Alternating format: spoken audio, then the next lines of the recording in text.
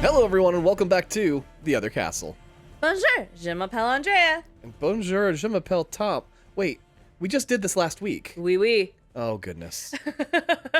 This week we are covering A Plague Tale Requiem. What we do on The Other Castle is we go through games, we go through the plot, lore, and more behind every game that you love or will soon to love. If this is your first time checking us out, you can go to our website, theothercastlepodcast.com. That's theothercastlepodcast.com. Over there we have links to our Instagram, our Discord, our item shop, and our Patreon. Our Patreon starts at $2 a month, and you get a monthly bonus episode called The Other Castle Side Quest, where we do DLC, we do movie nights, and we do other fun yappers. That one's pretty cool. And at $5 and above, you also get The Other Castle Plays Around. That is our video series. You see our faces. Yes, you do. Sometimes I wish you didn't. But this is the audio version over here at the Other Castle Podcast, and like you said, we are covering A Plague Tale Requiem. Yes. Are you excited? Oh, very excited. Good. It's a good game. I like this one. It's been a while since I played it, so this is also very fun for me to run through it again. And we did cover the first game earlier in another season. We did it in Season 9, Episode 2. There you go. A Plague Tale Requiem is a follow-up to that game we did in Season 9, 2019's A Plague Tale Innocence. The developer, Asobo Studios, got cracking on Plague Tale Requiem pretty soon after A Plague Tale Innocence. Asobo is the studio behind Microsoft Flight Simulators, which feels like a very hard turn from this series. Yeah, that's a very different series. A Plague Tale Requiem was announced at E3 2021 during the Microsoft presentation and was slated for release on Xbox Series X and PC. But here's the thing. The game also came out on PS5 at launch. Whoa, okay. But because they got time during the Microsoft presentation, they just conveniently left PS5 off the slate. Oh, imagine that. That's it. I can't wrap my head around it, but I know it's bad and petty and weird. It was around that time when Xbox was saying that an Xbox on every system kind of a thing. Oh, how'd that go? Yeah. Costco said no thank you recently. Yeah. The game only came out on current-gen consoles because of how hard they went on this title. In the 2019 Plague Tale Innocence game, they were able to render thousands of rats on screen at once. For the 2022 Plague Tale Requiem, they were able to render over 300,000 rats on screen at once. Why did they need that many at once? Oh my god, that's too many rats. It's too many rats! Holy shit, so the escalation in this game is going to be something. It's fun. A Plague Tale Requiem came out on October 18th, 2022 on PC, Xbox Series X, PS5, and Nintendo Switch. Across the board, reviewers gave the game around an 8 out of 10, and within the first 2 weeks, it had sold about 1 million copies, and in the first year, it did about 3 million copies. Oh shit, that's great. The game also won a few Webbies and Navigator Awards, and was nominated for 5 different Game Awards. That year of the Game Awards, Plague Tale Requiem was up against titles like Elden Ring, God of War Ragnarok, and Stray. Good fucking luck. You could say with this title and Stray, it was a bit of a cat and mouse game that year. Ooh, that's really clever. Good job. It was okay, you're being too generous. Perhaps most impressively, Charlotte McBurney, the returning protagonist performer of Amicia, was nominated for a BAFTA for her performance. Hell yeah, good for her. She lost to Christopher Judge in God of War Ragnarok. Yeah, that's a hard one to beat. You can't even be mad about that. You're No. like, yeah, but that really is Kratos. You know that, right? Yeah, he's so good, they're talking about casting him in the movie. There is not better casting than him for Kratos in any medium. Yeah, definitely. I really enjoyed this game, and I really appreciated the depths of the relationships between Amicia and her friends and her brother. Okay. I really like her as a protagonist because she's so knee-deep in navigating what to do.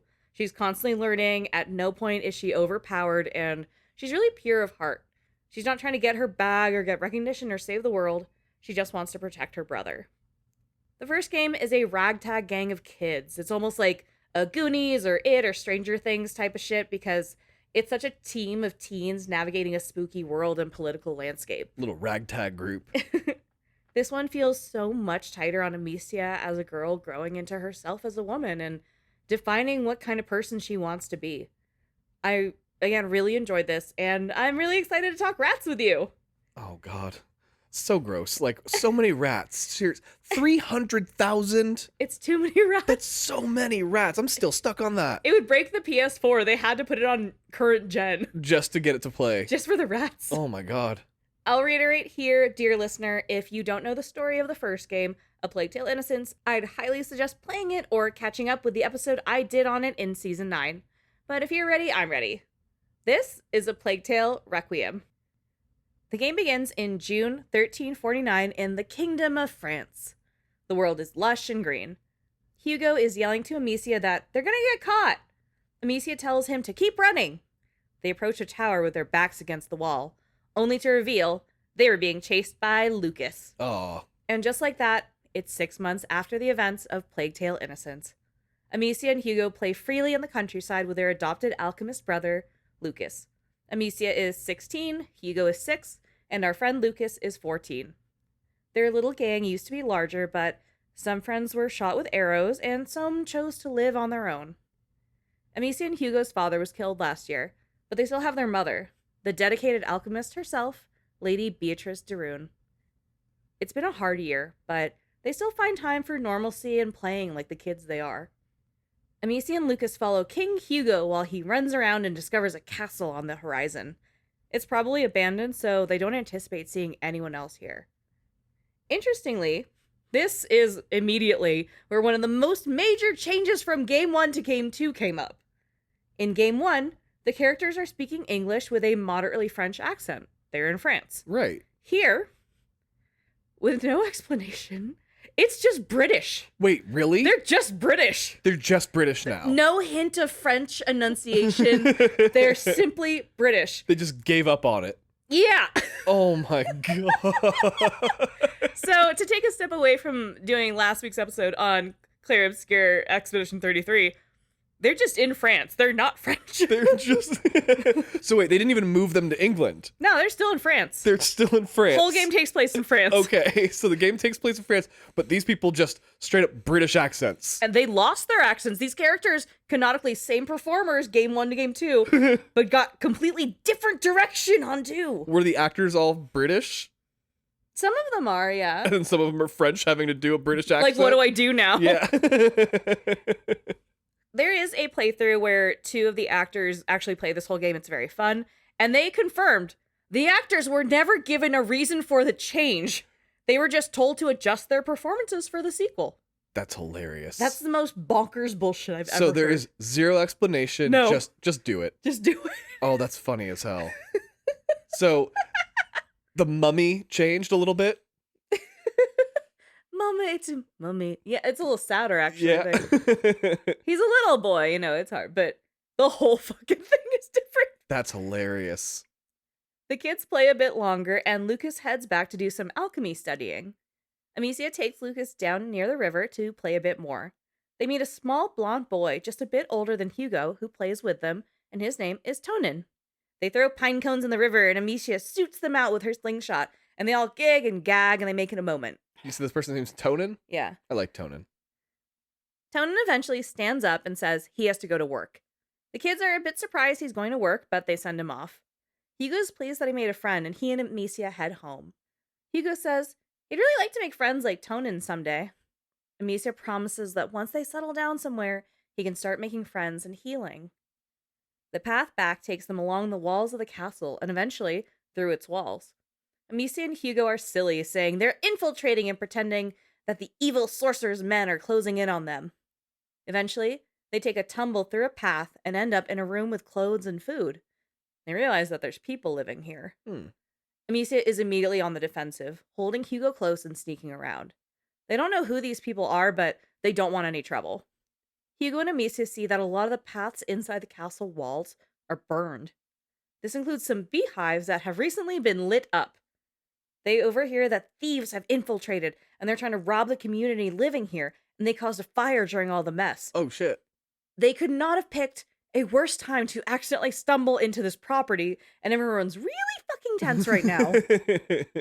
They were also playing a really intense game of, like, make-believe, considering the lives they've led.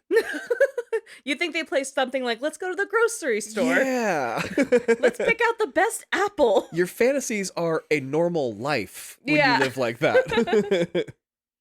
The kids end up in front of a beekeeper in a full beekeeping suit. He demands to know how many people are with them. Amicia promises it's just them and they're just trying to get home.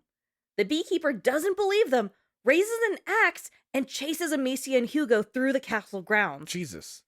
Most of the farmers that live here are in beekeeper suits with full headgear. Amicia and Hugo sneak their way through and watch one beekeeper axe someone to death for trespassing and being part of the thief gang. What the fuck? That's not what beekeepers do. Unless they're Jason Statham. I'm the beekeeper! Hugo asks what their fucking problem is, and Amicia assures him these people are very unwell. Just as they go to a fence to leave, they see one of the big-ass boys who works here out of his beekeeper suit, and he's beating the shit out of someone, saying they were their father's mistake. Oh. Hugo takes a peek and sees that the big-ass man is beating the shit out of Tonin. Oh, not Tonin. No, his new friend! Hugo instinctively tells the man to stop, and Amicia gets in front of Hugo. The big-ass child beater asks who they are, and Amicia insists, hey, we're lost and we're getting out of here right now. I'm so sorry. Continue beating the child, I guess. I gotta go. No, don't keep beating Tonin. The big child beater turns to another man and tells him to handle it. The other guy protests a bit, and Amicia tells him, oh, you don't want to do this, believe me. He steps forward, and Amicia begins to fight, but gets pinned on the ground pretty quick. Hugo goes to Amicia, but he gets slapped by the big child beater. Amicia stabs one guy, and then starts to get choked out. Hugo begins to get angry and passes out, just as the sound of rats and the men screaming begin to enter the scene. Oh, shit. Hugo is the singular carrier of the macula. The macula is an ancient blood curse where the carrier can control rats. There are entire secret societies, such as the Order, who study this phenomenon. Hugo's condition has been dormant to this point for a few months. In his unconscious state, Hugo sees himself on an island with two big mountain peaks. It's sandy and rocky, and a big red bird lands by him. A phoenix. Hugo feels pain in his head and sees his veins blacken against his pale skin. The phoenix leads Hugo through the island to a sanctuary in the middle of a field of red poppies. Hugo calls out for Amicia and Lucas and feels pain, but continues toward the phoenix. The phoenix leads him to a river coming from the island, and the water heals his skin. The pain stops.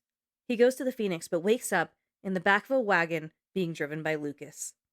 Hugo asks what happened at the castle, and Amicia just straight up lies to him. Oh. She was like, oh yeah, we were playing by the river, and you got tired, so I carried you back. What the hell?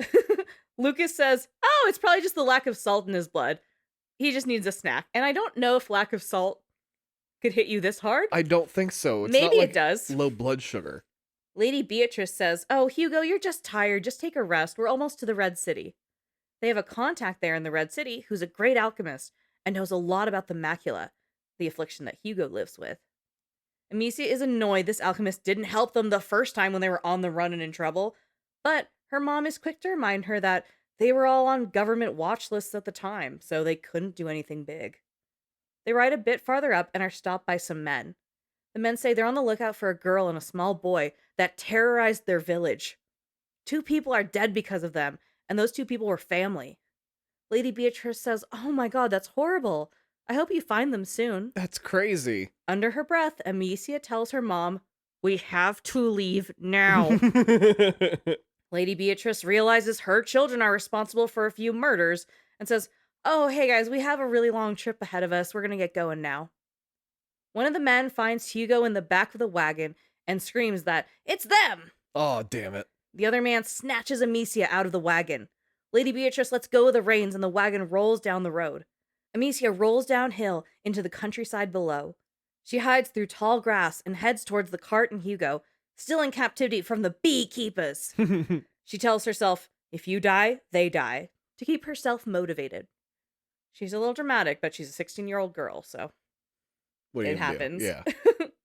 Amicia fights her way back to the cart, and the action causes a fire in the countryside. The air gets thick and dark with smoke, but Amicia finds her mother and Lucas and Hugo. Hugo is passed out in Lucas's arms, but he's still breathing. They get back on the road and arrive at the Red City. Lady Beatrice assures the kiddos that no one will harm them here. The city is under the protection of the Order, a secret society dedicated to studying the macula and other alchemy things. Lucas is in awe of how gorgeous the city is. There's a fair going on, and Hugo runs in to look at the vendors. Amicia goes after him, and Lady Beatrice and Lucas resolve to go find the house that's waiting for them from the Order. Lady Beatrice tells Amicia it's a home with a phoenix weather vane, and they'll meet up later. Amicia and Hugo explore the village and the festivities. This was Charlotte McBurney, the actress who did Amicia's role. This was her favorite level to shoot because they're just having fun and it's like a sweet, wholesome sequence where no one dies. Right. She's like, this is the only happiness that we get in the entire story. Tom, no spoilers yet. Oh, I mean, I just imagine. The last game was pretty dark. Yeah, these aren't feel-good games. Yeah. French stories are not notorious for having happy endings and shit. They're a little dramatic if you think about it. A woman stops Amicia, offering to do her hair, but Amicia declines. Hugo tells her he likes her hair, which she appreciates. She wears it in a long braid, and Hugo used to pick flowers to put in her hair. He's always liked how pretty it is. They see some fire breathers, watch some live music, and play some carnival games. It's a lovely afternoon. Amicia and Hugo agree that they really love this place. Hugo tells Amicia it seems like the people here don't know about the bad things. You know, the rats. Oh, those. Amicia says, honestly, they probably do know about them, but they feel safe here, which is even better. She says she's really excited for them to feel safe here, too. They make it up to their new house, which is on a hill overlooking the city. Lucas is enjoying the view, and Amicia and Hugo go to join him. They head inside where Lady Beatrice is getting things sorted out. Amicia takes Hugo down for a quick nap. It's a really wholesome scene, but they had to record this scene immediately after probably the most emotional sequence of the game. So all the actors were like coming down from like a really rough place to be like, all right, we're going to take a nap. Hope we had a nice day. Let's do it again. Good job, everyone. Oh, those poor actors. Amicia comes down and joins her mother and Lucas in the den. She stares out and zones out, thinking back to what happened a few months ago, screaming that she'll kill everyone as the rat tornadoes raged on. She hears herself screaming and feels numb to all the death she endured not that long ago. Now, this is a flashback to a game that I mentioned is said in a different form of language, essentially. Right. So, because the first game was filmed with French accents, Charlotte McBurney, the actress for Amicia, had to re-record the lines in a British accent. Seriously. Which is her natural accent, but she had to imitate her own delivery of the line. Oh my god. Like, that's which is so weird. Too much work. Why didn't they just do the French accent? And she's like, man, remember when I was French? I've been hit in the head so many times on the battlefield, I lost my accent. Now I'm British. Now I'm British. She snapped out of it when she hears her mother and Lucas attending to Hugo. Amicia joins everyone in Hugo's room. He's had a nightmare and was screaming, and now his veins are black. The macula is hurting him. Oh. Lady Beatrice tells Amicia and Lucas to find Magister Vaudin, their contact at the Order, and bring him to Hugo quickly. Amicia promises to be careful, and they head out. Amicia blames herself for the incident with the farmers and having it stress Hugo out and waking up his macula. Lucas tells her it's not her fault. Hugo is the carrier of an ancient rat curse. That's nothing she can control. Yeah. I love that he's like, babe, the rat curse is not your fault. No, not in the least bit. They head down into town looking for Magister Vaudin, who is very hard to find. They get a tip that he may be over by the arena, which is a massive Colosseum-looking arena. Amicia and Lucas head down there, where the houses start to look a little more and more run down. Amicia calls it a slum and wonders what that guy could be doing out here. At the arena, Amicia and Lucas get turned away. A soldier tells them to go away. This area is strictly off limits. So, Amicia and Lucas sneak in and immediately see a dead body. Oh. Lucas goes to inspect and confirms, oh, this dude was definitely eaten by rats. Oh, fuck. The city has been containing people who got bit inside the arena to keep the other residents safe. Like a quarantine zone. Yeah, the entire arena is lined with more and more bodies. Lucas is disgusted they're left here to rot. In the stands of the arena, they overhear some mercenaries who are waiting for their leader, Arno. They should get out of here quick. Within the arena, Lucas spots the symbol of the Order, and they follow the symbols, hoping it leads to Magister Vaudin. There's a lot of soldiers managing the rising number of dead bodies here. Amicia does manage to find herself a knife, which, for the protagonist, is always a very good thing to have. I mean, yeah, it's a definite upgrade from a slingshot. Yeah, it's a good close-up one. You can't really swing the rocks that hard when you're right in front of you. But you can stab. Amicia and Lucas go deeper into the arena and discover an entire city within the arena. This city looks densely populated with rats. Amicia is shocked to see a hidden afflicted city within the arena, within the city. A tower in the middle of the city bears the mark of the Order, So Lucas is like, all right, get over it. I know this is weird, but we're going over there. The pathway they're on corrodes, and Amicia and Lucas tumble onto the street level of the hidden city. They see a soldier who yells at them, but then turns when the earth beneath him begins to shake. A sea of rats comes out and envelops the soldier while Amicia and Lucas are sprinting for sunlight. Oh. Thousands of rats flood the scene, moving as a liquid unit and crashing on the walls. Oh, it's terrifying. Amicia and Lucas get to a doorway with a torch that saves them. The rats keep a radius away from the light, offering them just a little bit of safety from the rats. Lucas has a panic attack. Yeah. He can't imagine how there are so many rats so fast. Amicia says the hard part out loud and says, well, the rats are here for Hugo. Why? And Hugo's here. So yeah, the rats are here now. That's our whole deal, buddy. Amicia resolves that they'll get to the tower, get Magister Vaudin, get out, and get to Hugo. And eventually, they'll be far away from this place.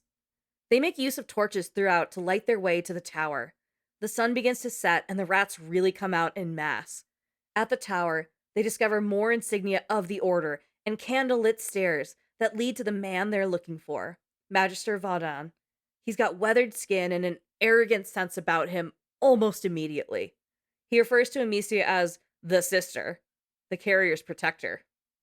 He tells her that her function in the Order is to protect the carrier of the macula, Hugo. He immediately berates Lucas for calling himself an alchemist, and Amicia yells at him to get over it, you weird fucking prick. Hugo needs help. Amicia tells him the rats are already here and Hugo is sick.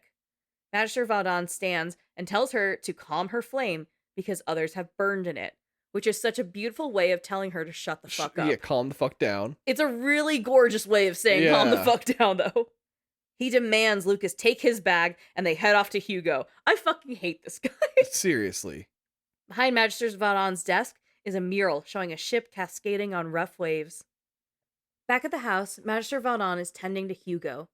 Amicia is frustrated and stands outside of his room. Lady Beatrice comes out and calls for Lucas. Hugo is having a seizure. Oh, shit. Amicia is stressed out, but Lady Beatrice assures Amicia, this guy is helping, I swear. She asks Lucas to go into town and get some nightshade for Hugo's tremors, and she asks him to go to the city herbalist. Amicia tells Lucas she's coming because she feels useless here anyway. Mom! Right? They step out to a rainy countryside, and Amicia starts bitching about how she doesn't trust this guy. Lucas tries to reassure her and calm her down while they make their journey. The town is considerably less lively than when they arrived. They approach the gate to the herbalist's store, and it's blocked off. Soldiers command that no one enter this area under strict orders. Oh, no. The townspeople begin shouting, and Lucas takes this opportunity to find a way to sneak in. Amicia and Lucas make it into the restricted area, which is dripping in rats. Lucas hears other people's voices and realizes the soldiers didn't evacuate this district. They just cut it off from the population when the problem got too bad. They explore more and more of the city to get to the herbalist. Amicia finds some chamomile and picks the flower, putting it in her hair the way Hugo used to. Oh. Soldiers pile into the district to search the area of anything that could be useful. Lucas gets nervous and says, oh my god, we need to get the nightshade. This fucking sucks. Amicia begins to have a panic attack, shaking, heart pounding, the whole fucking works. Lucas sees that she's freaking out more than he is, and he tells her to stay put. He'll go get the nightshade and be right back. Lucas heads out, and Amicia wonders out loud, what's wrong with her? Sometime later, she hears Lucas yelling, let me go!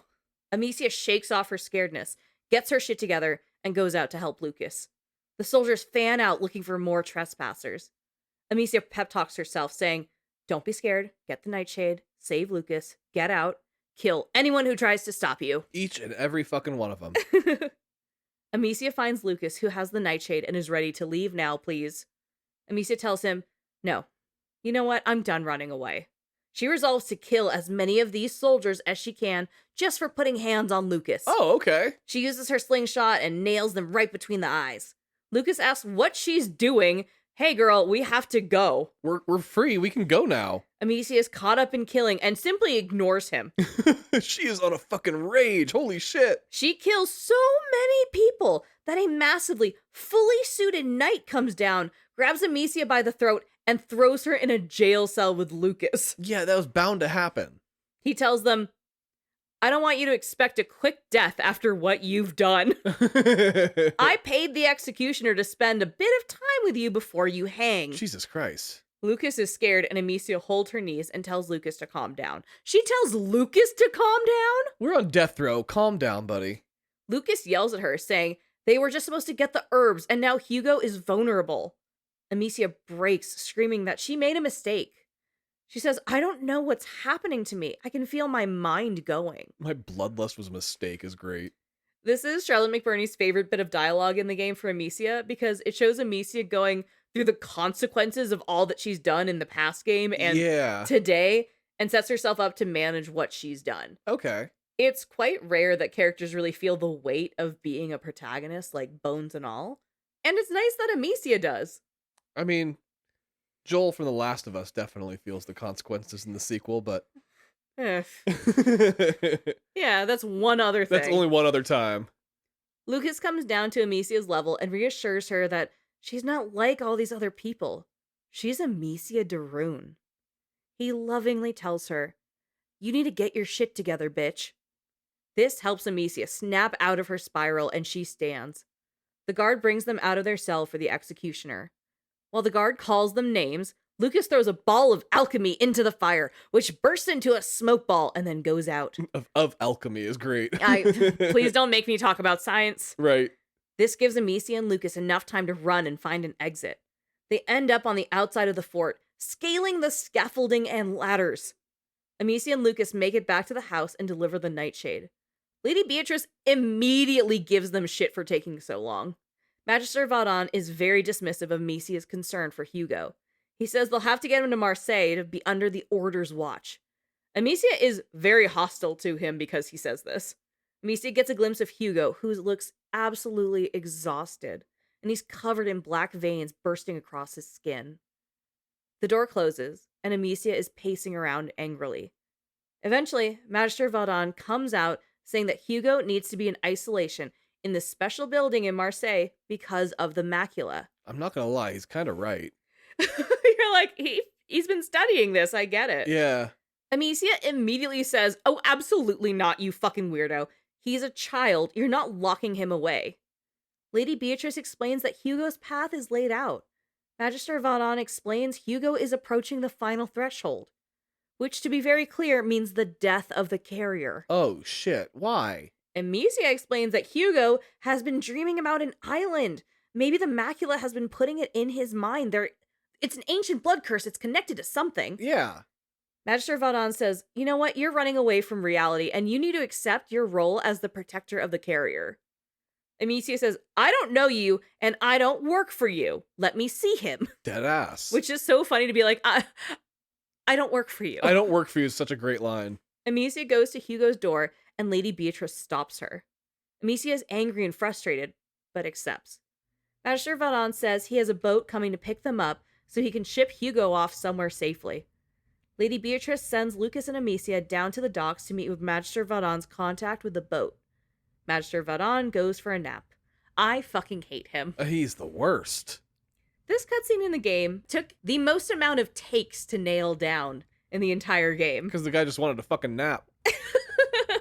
Charlotte McBurney says she gave something like 17 takes of herself frustrated and yelling at Magister Vaudin, which I think is very funny. Just keeping her mad at him. Yeah.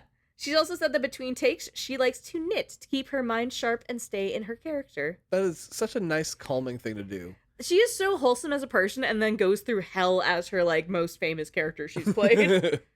Lucas and Amicia head down to the docks, and Amicia is reeling that Hugo is about to die. She's like, that is not what I wanted to hear today. In town, it's dark out, and the soldiers are yelling about a curfew that's now in effect. Amicia and Lucas have to be super sneaky. Lucas asks Amicia to be chill and kill fewer, if not none, soldiers today. The night brings the rats, who are very hungry and cranky.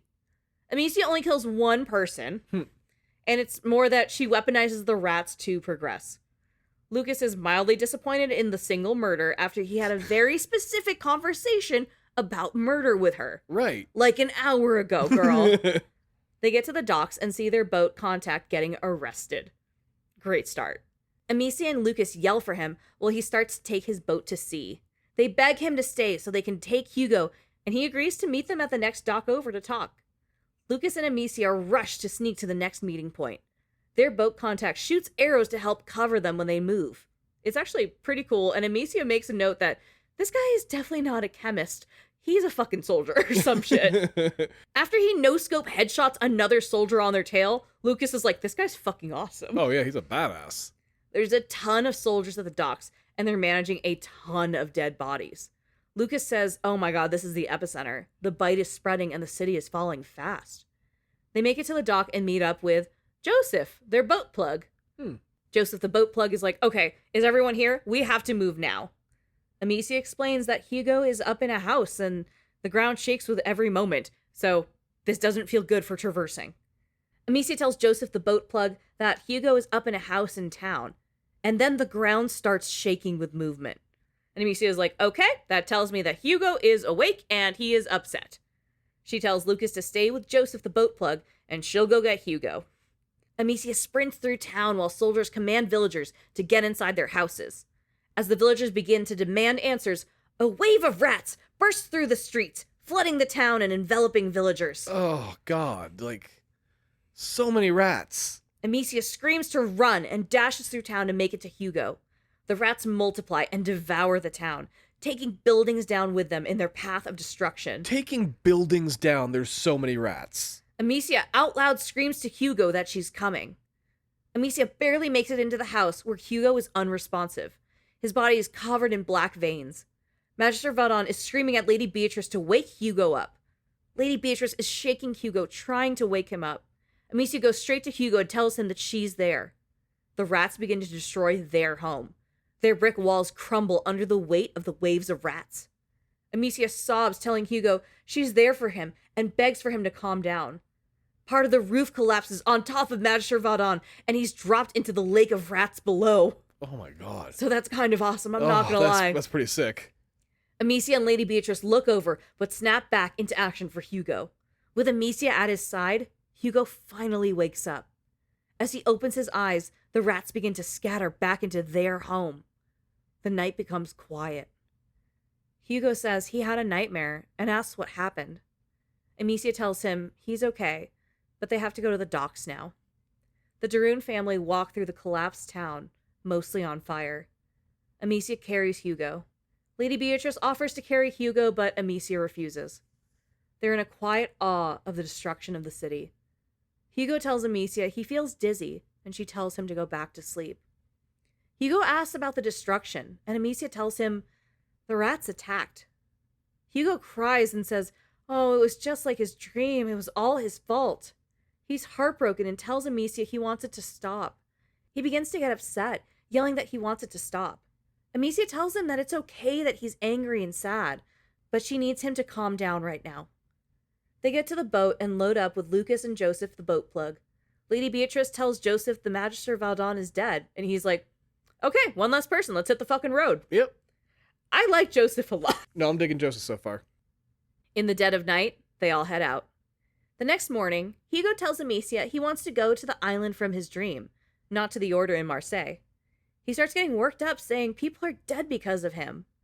Amicia calms him and promises to do what he wants and what's best for him. Lady Beatrice enters and tells Lucas to take Hugo up to the captain to look at boat stuff. She really just wants to have like a one-on-one with Amicia really quick. Fair enough. She tells Amicia she needs to get Hugo to safety in Marseille. Amicia says, you want him locked up. That's not the same thing.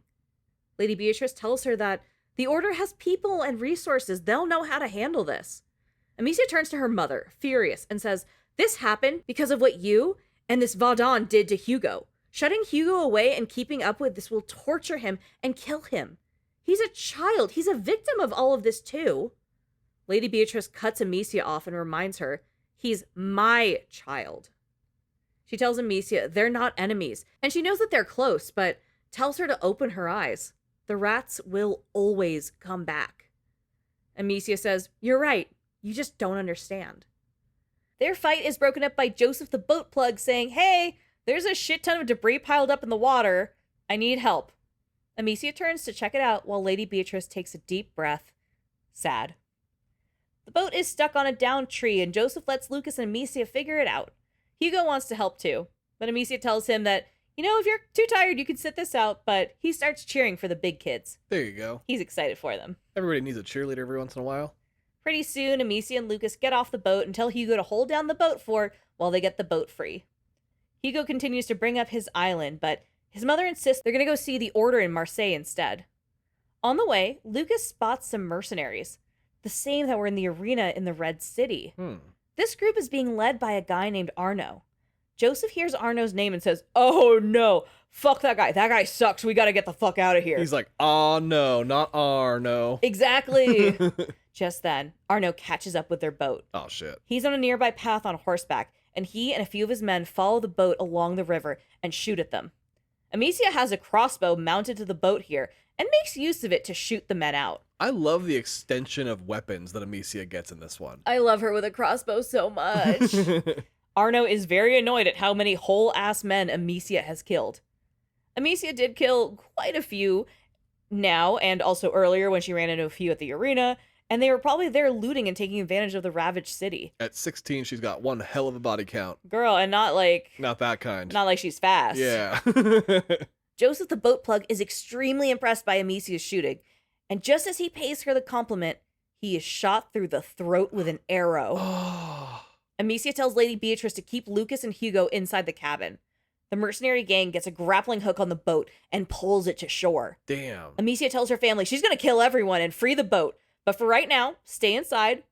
But if you come out, get ready to fucking fight. I'm throwing down. Bloodlust Amicia is on the fucking case. Oh, I love Bloodlust Amicia. Lady Beatrice, Lucas, and Hugo opt to stay inside while Amicia murders a bunch of men. Hell yeah. This is a pretty brutal shootout, and these men are not taking it easy on Amicia for being a teenage girl. They're often quite bewildered that the young girl has them on the ropes like this, and it's great every time. It's probably better they don't hold back because Amicia can fuck them up. Oh, yeah. Amicia kills everyone and goes hunting for their leader, Arno. He can't be too far. She climbs up the path littered with bodies and goes up to a big tree. Around the tree is a rope connected to the grappling hook on her boat. She takes a big rock and begins wailing on the thick braided ropes. As she does, a big metal hand comes down, and Arno, in a full night suit, throws her away from the tree. When you said metal hand, I'm like, how weird is this getting? Okay, night suit. And that's now fine. the robot's yeah. here. He pulls his sword and begins to chase Amicia down the trail in the woods. He makes fun of her for being unprepared and tells her she's good at killing, but she has to expect someone will try to kill her back. Which is... That's pretty fair. That's just good advice, homie. Yeah, but at the same time, she's killed your entire fucking ship. She's 16, dude. Amicia slides down a path and gets separated from Arno, and takes the opportunity to go back to the tree and untie the boat. Arno has brought his last remaining men to the area to hunt Amicia down. Amicia hears Arno saying he's gonna go for the family and draw the girl out with that, and she's like, oh, absolutely the fuck not. I'll take the bait. Fuck you. I'm gonna kill you. Yeah, not my family. She sees Arno clanking his big ass towards her boat, and she jumps down and says, fuck you! Basically, I'm paraphrasing. Hugo calls for Amicia, but Lady Beatrice holds him back. Arno knocks Amicia to her knees and holds his sword out. He says, all right, last lesson. If you want to be reckless, be better than that. Amicia passes out. Arno readies his sword to strike her. Hugo breaks free from Lady Beatrice and runs to Amicia. Arno's amused at this, calling Hugo, oh, is this your reinforcements? Hugo drops to his knees, and rats burst from the ground. Oh, shit. Immediately, thousands of rats are on the screen, running for Arno specifically. Nah, these are my reinforcements. Amicia wakes up and grasps for Hugo. She stumbles to him and tells him to calm down. Hugo asks her to promise to not die. Lady Beatrice and Lucas are on the boat, and it starts to slide down the river. Lady Beatrice calls to Amicia, telling her, get on the boat right now. We have to go to Marseille. Amicia turns to Hugo and nods to him, letting their mother and Lucas slip down the river. The grappling hook eventually breaks free from the boat, and the boat slips away fully. Once their mother and Lucas can't see them at all anymore, Hugo hugs Amicia around the legs. Amicia takes a moment for a deep breath. Blood seeps down her face from the gash on her head from Arno. Amicia tells Hugo, all right, how about we go out to sea, just the two of us? We're going to go find your island. Amicia and Hugo walk in silence for a bit. Hugo breaks the tension by telling Amicia that Lucas and Mommy don't know how to pilot a boat. Amicia tells Hugo, oh my god, they're fine. They're literally the smartest people either of us know. Her head wound begins to pour blood again, and Hugo leads her to a waterway to clean up. By the riverbank, Amicia cleans up her head wound, and Hugo uses the sand to make a visual of the island he sees. It has 2 big mountain peaks, just like how he saw it in his dream. They set back off and run through a field of beautiful lavender. Amicia tries to cheer Hugo up since he loves flowers, but he's honestly really worried about his mother and Lucas. He doesn't even know if they know how to swim. Amicia promises they're fine. It's 1349 in France. We all know how to swim because what else are we doing? There's no phones. Yeah, there's only beaches and rivers. Oh, what a dream, right? Right.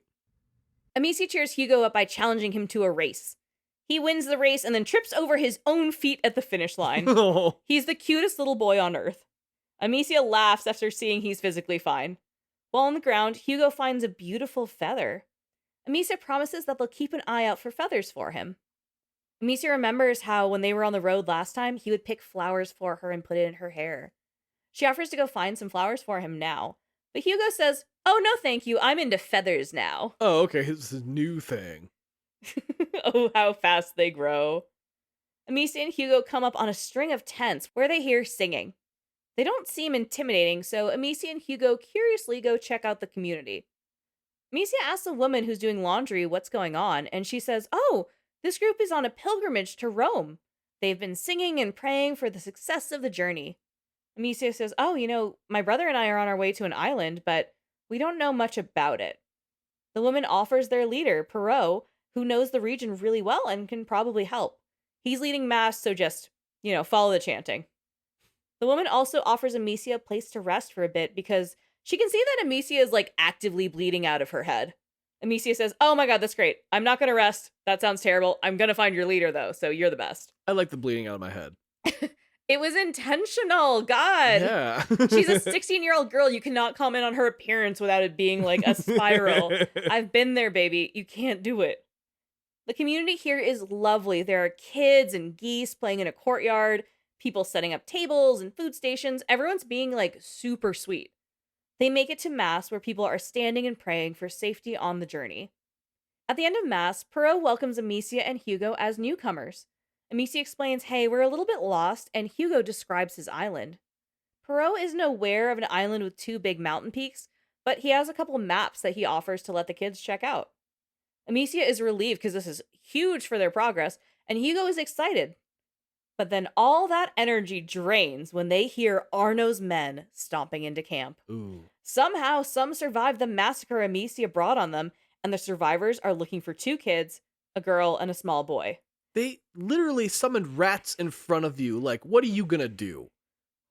They're gonna fucking punch her. The men say the girl is armed and dangerous and has killed many men. Yeah.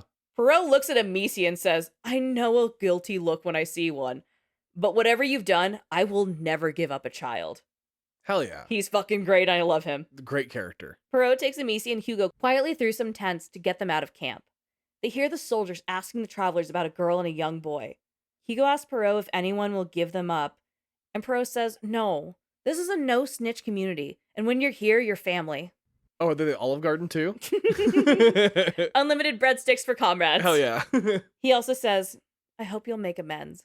We're all judged eventually. Amicia promises she will make amends. Brehaut hides Amicia and Hugo under a wagon and gives the guards bad information to get them to clear the area. Once it's clear, Brehaut takes them to a gate and tells Amicia and Hugo how to get on a path to the sea. Amicia and Hugo thank Brehaut, and he wishes them well on their journey. They sneak to a path near a ravine, and as they crawl by, a loose soldier spots them. Amicia fights him a bit, and she ends up tumbling into the ravine along with Hugo. On top of the head trauma, she now has additional head trauma. Just constantly, her entire brain is just going to be scrambled eggs. Scrambled fucking BJ Blazkowicz eggs, exactly. Hugo gets Amicia up because he understands they have to go. Amicia is dizzy and unwell but keeps going, leading Hugo through the ravine and into a quarry. They dash into the quarry as the soldiers keep following them. Amicia and Hugo sneak their way through the quarry.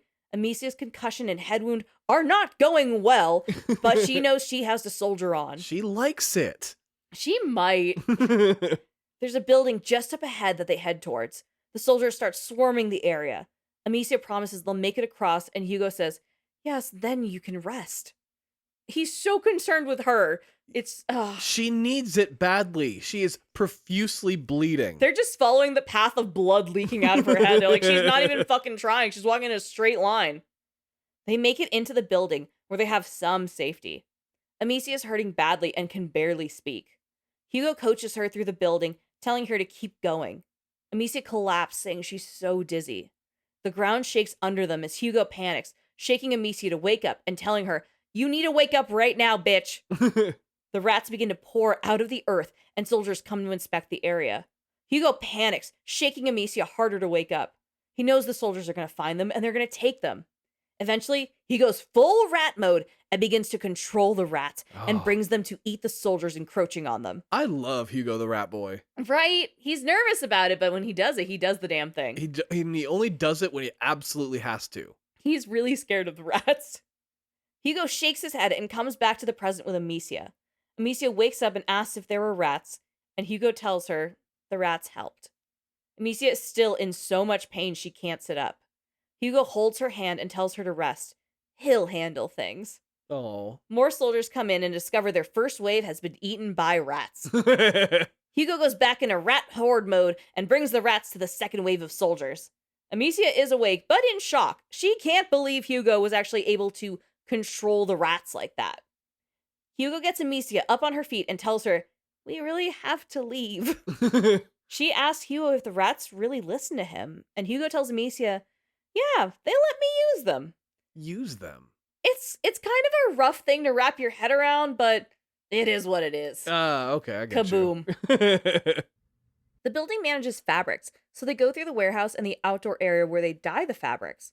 Amicia is still exhausted, so she leans on Hugo, and Hugo manages the rats to get them past soldiers. Just as Amicia and Hugo slip through an exit door, she runs right into the line of fire of a soldier in full night gear named the Beast. That's his name. Beast. Oh, wow. He has a fiery flail he swings around. He's very eager to kill Amicia. Amicia instead kills him first and all the other soldiers who attempt to come to the aid of the Beast. Amicia is such a fucking badass. She's so fucking cool. After the fight, Amicia collapses again in pain. Her brain is for sure swollen, and she's not taking it well. More soldiers begin to encroach on Amicia and Hugo. Amicia simply lays on the ground and tells Hugo he has to handle it himself. Rat time. Hugo goes full rat mode and eats everyone in sight. Hugo passes out from going full rat mode, and Amicia picks him up and starts tearing ass out of there. Good for her. She carries Hugo in her arms, who quietly wakes up and asks if he did it again. Amicia helps Hugo climb up out of the ravine, but is too short to boost herself up and out. She tries, and then gives up, saying, I'm shit out of luck. I can't. This is it. This is as far as we go. We're done. She sits, looking out at the ocean of rats, ready to drown herself. Hugo screams at Amicia, can you try, one more time? You just did one jump and said it's too high for me to get up. We're done. Yeah, right? From behind, a man in full night gear comes up behind Hugo. Hugo is scared as he looks up and sees Arno. Oh, no. Amicia wakes up under a tree with a fresh bandage around her head. What? Hugo pops up and says, he saved you. We're going to the island. It's called Lacuna. I'm a child. Whee! What in the hell? Amicia, still very much concussed and confused, starts to sit up. She sees Arno, who again tried to kill her recently. Very recently. He is approaching on her. Amicia passes out. Hugo calls for her. Amicia wakes up that evening by a lit fire. She hears Hugo telling Arno about the family dog they used to have. Amicia falls back asleep, and then she wakes up the next day. Her brain bleed is very real. Cheesy scrambled eggs. She is gone in there. Oh my god, the fact that she cannot retain consciousness is a very bad sign. The next day when she wakes up, they're by the water, and Hugo is saying he's excited to see the boat. Arno goes to check on Amicia's head gash. She flinches until he explains he's only helping. He tells her it looks good for 2 days of rest. She's been in and out of consciousness for 2 days. 2 whole days. And it sounds like they're dragging her, unconscious body all over the place. Yeah, they're slinging her over fucking Arno's shoulder all right, let's keep fucking going. He tells her to let the wound breathe from now on. Amicia stands, still in pain. Arno sees her wince and tells her, "It'll hurt from time to time. Just relax." Amicia says, "Well, your voice doesn't help." She's still a 16-year-old girl. Arno tells her, "You know what? Stop trying to be so tough and you might just learn something." Amicia doubles down and says, "Why should I trust you? Why didn't you leave me to die? Why shouldn't I let the rats eat you?" Yeah. Like, that's the toughest shit she could possibly say. Arno says, "The Count's army is at war with us. Most of my men, my friends, have been killed or ran away." Yeah, by Amicia. Well, also the Count. "And it's just a matter of time before the Count gets me." And Amicia says, "Okay, so you're running away? That's fucking lame." Arno's a little offended and tells her, "Okay, yes, but the noose is already tight, and you have something I don't." And Amicia knows exactly what that is, and she says, "Rats." Arno confirms, saying, "The rats are the safest way out of this mess for the most wanted man." He says, "I know where your island is. All you have to do is keep me alive until we get there." It's a very vague promise. Amicia allows it, but goes very close to him and points at her head gash. She says, "Be careful. This is a constant reminder that I should kill you." She gets the message across to Arno, and he quietly agrees. Hugo yells for Amicia, saying he can smell the ocean. He runs, and Amicia chases after him, and they stop at the edge of the beach, looking out at the water. Arno joins the two, saying he knows a smuggler who has a fast, discreet ship. Amicia says, "Oh, great, more felons." And Arno snaps and says, "Yeah, you better get used to it. This is your life now, because your options are this boat or a 10-mile fucking swim." Yeah, right? Hugo says, "I'm excited to be on the boat." He's like, "I'm going to be a pirate." Arno is pleased and tells Amicia that Hugo has the right attitude. Amicia's ego is as bruised as her skull. And all she has to say is, "That's the right attitude." Like, she mocks him. I get her head really hurts. is a 16-year-old girl, but Yeah. with severe head trauma. Yeah. Arno and Hugo run through the beach, playing as they do. Arno lets King Hugo charge at a bunch of birds, and Arno commends him for being such a brave soldier. They could have used more brave soldiers in Guyane, where he's from. Amicia is immediately stunned, and not just from the, again, swelling brain. Right. She tells him, "Oh, we're from Guyane." He said he loved Guyane and says it was such a waste. Amicia and Arno catch up to Hugo, who's been terrorizing seagulls on the waterline. Amicia finds a seagull feather for Hugo's new collection. Arno leads them through the beach and through some caves. Unfortunately, smugglers can't always be out in the open, so there's a lot of extra work when it comes to crime. There's also a lot of rats in the caves, which Arno fucking hates. And he is very vocal about not liking rats. He's like, "These things are disgusting. Do not let them touch me." I mean, he makes a fair point. They are like plague rats, but he's Yeah. also like, "Ew, it's Just sticky." in general. I'm just not into it. Arno's growing on me. Amicia and Hugo work together to move the rats around and light up areas to get through the caves. Amicia uses alchemy to start a fire, and Arno, very annoyed, says, "Oh my god, that's the shit you used on my men to set them on fire." Damn right it is. And all Amicia has to say to this is, "It's called alchemy." Like, she hits it so cunty. It's alchemy. Stupid. Like, she's so funny about it. Doesn't change the fact that you lit these motherfuckers on fire. You set men on fire, Amicia. Arno gets separated, and when he does, Amicia whispers to Hugo, "We should just leave him. He's dangerous. Let's just fucking run. What's he gonna do? He'll be stuck here. It's great." Hugo says, "What the fuck? So are you. I'm even more dangerous. We need him." Begrudgingly, Amicia says, "Ugh, fine," and like opens up a light way for Arno to rejoin them. I love them so much. Just the fact that he said, "I'm even more dangerous," like the self-awareness. And he's 6. Oh my god. Yeah.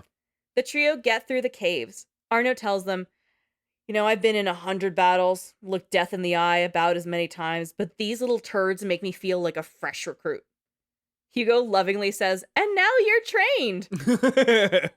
Arno calls Hugo the patron saint of optimism. Down the beach, there's a shipwreck, and Arno assures them that the smuggler's ship is behind the shipwreck. It's actually the perfect hiding place. He explains they're here to meet Sophia the Sea Scorpion, their smuggler. Amicia is honestly a little impressed that the smuggler is a woman. Hugo says the sea scorpion sounds scary, and Arno assures him she's not as scary as the rats, because the rats are little turds and I don't like them. Some soldiers have shown up on the beach, and the three of them sneak around them all. The Count's army is looking for Arno, after all. No one here is interested in being exposed to law enforcement right now. They have to navigate around waist-high water. Hugo is exhausted and scared of the waves and how deep the water is, and Arno does not hesitate to pick Hugo up and carry him. And it's honestly really sweet, like he's fantastic with kids. Amicia can't even deny this and thanks him for taking care of Hugo. And Hugo thanks him as well. Arno leads them to a hidden door in an alcove on the beach, where they meet Sophia, the sea scorpion. The secret door leads to a secret cavern with 2 crewmen and Sophia. Sophia is a brunette with loose-fitting linen clothes and her thick hair tied back with a bandana. Her face and neck are decorated with henna tattoos. She's 26 years old, and she has seen some shit, so she's weirdly not shocked to see her mercenary bestie, Arno, stroll in with 2 loose children.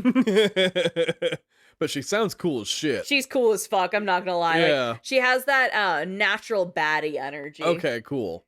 Arno tells Sophia the small one has great potential. He does not say the same of Amicia, the big one. The one that has murdered all his men. No potential. Sophia looks at them and remarks that Arno already left his mark on Amicia with that big-ass head wound. True. She tells Amicia, hey, you know what? That scar's gonna look cool as fuck on you. Arno gets to the point, saying they need to go to Lacuna, no questions asked. Sophia gives him a hard no, saying the Count's army is up her ass and there's 1,000 rats shitting on her doorstep. Things are not going well, my guy. Arno says, please? And she says, okay, sounds good. The call of the sea it is. That's all it took. She said, I need some time off, but who cares? One thing, though. Arno, if you ever hurt her in front of me, I will fucking kill you. All right, so we have somebody that's immediately ready to protect Amicia. Yeah, and Arno, unexcitedly, is like, it's a deal. I'll try not to hurt the 16-year-old girl in front of you. Oh my god. Sophia gets ready to pack and says, oh, by the way, my boat is in dry dock, so we gotta go handle that. She tells her crew she's dipping out for a side mission while Amicia, Hugo, and Arno go outside.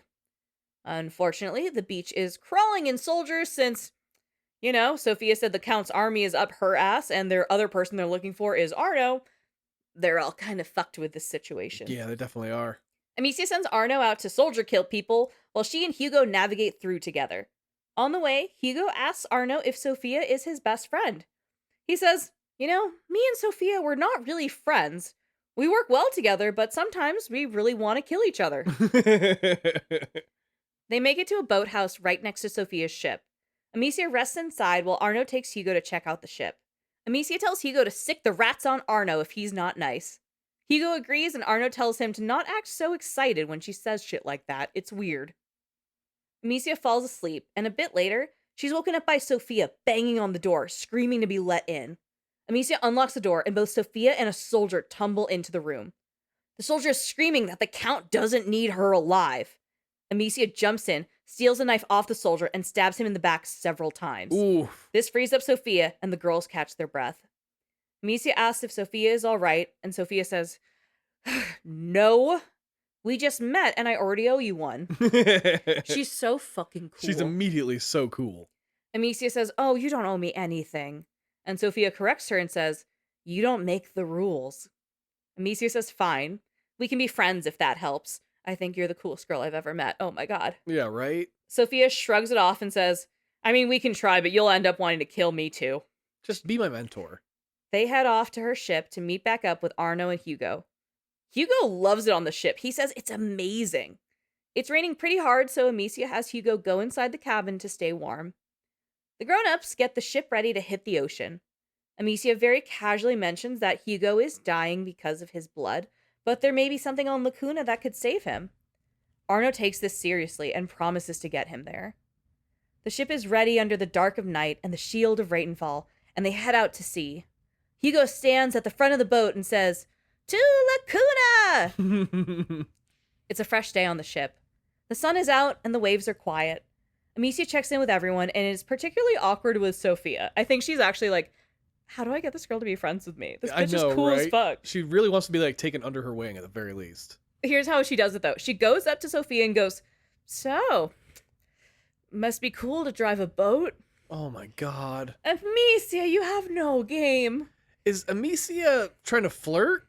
I think she's genuinely just like, how do I relate to women that I think are cool? Okay. You know, she's like, I don't know how to make a friend. That's fair too. Like, she didn't grow up with a lot of children too. When she was growing up, when both of her parents are alive, when her dad was alive, they had like a property, so they had a lot of staff, but not a lot of kids on site. That's right, yeah. So she is kind of a little awkward. She hasn't had a lot of socialization, so she's like, hey, pirate, it must be cool to drive a boat. Yeah. Hi, coolest person I've ever met. How do I relate to you? Sophia tells her, hey, come here and give it a shot. Reassuring Amicia she can't hit anything out here. Which is another just cool girl thing to say, like, you can't fucking bump this on anything, you good. Amicia thanks Sophia for taking them to the island. And Sophia tells her, hey man, you need to thank Arno. He can be a bastard, but he's been hurt a lot. Hugo yells out for Amicia and she goes to him. He's pointing at the island with the two big mountain peaks. Hugo is so excited and thanks Amicia for taking him. He says, oh my god, it looks exactly like in my dreams. Then he says, you know, it's not important if I die. Wait, what? Magister told me I was gonna die. So, like, don't be sad. I'm happy to be here. This boat is the best, and I like Sophia. And I like Arno, even if you don't like him. Wow, this kid is strange. Amicia tries to calm him down, but has nothing to say after all that crazy shit he just said. Yeah. Sophia interrupts and says, hey, they're gonna gear up to land at Lacuna. Amicia gathers her thoughts and tells Hugo, I'm happy to be here with you. She then goes to Arno, who's cleaning his shield. He says this shield has survived multiple battles over multiple countries and only failed to protect him once, in Guyane. Amicia asks if it saved him, and he says, no, one of my brothers in arms. He tells Amicia to keep looking out for her brother. It'll save her. Their boat pulls into Lacuna. The shore is crystal clear, and the island is lush with trees and bushes. Sophia stays in the boat to fix some things, so Arno takes the kids into town. Before heading off, Sophia tells Amicia, hey, just as a heads up, this land is under the Count's law, so be nice. Amicia and Hugo are overwhelmed with how beautiful the whole town is. Immediately on the docks, a woman brings a flower crown to Hugo and welcomes him, specifically him, to the island. Whoa. Arno says, hey, they've got a new king on their hands, and Hugo calls himself the good King Hugo. He takes to his crown instantly. I love that about him. He touches that crown, and he's so happy to have his own flower crown. He's like, to your point, so happy. The woman who crowned him says, that's right. During the Brighter Days festival, all children are kings. Oh. Just like the Child of Embers who watches over our island. Your presence is a blessing because you are the future just like him, for he'll deliver all of us from the darkness. Oh. Please enjoy the festivities. Oh, that's a lot of pressure to put on a child. She walks away into the crowd and Hugo thanks her. Arno mutters, wondering what the church would think of all this. Who gives a shit? They're responsible for the rat plague to begin with. They technically, well, in our world, yeah. Yeah. I guess. In that world, too. They certainly didn't help. I think the Pope sent someone down because he was mad at some local affiliates doing some bullshittery, though. Can't necessarily pin this one entirely on religion. Amicia calls Hugo, Your Majesty, and they begin to enter the city. There are beautiful pink and orange flowers everywhere. It's absolutely gorgeous, and it's so vibrant. Arno stops them and asks what they're looking for exactly. Hugo explains his dream and how he followed the bird to water that healed him, and there was also a big tree there. Arno says, okay, sick, bird, tree, water, that could be fucking anywhere, but it's a start.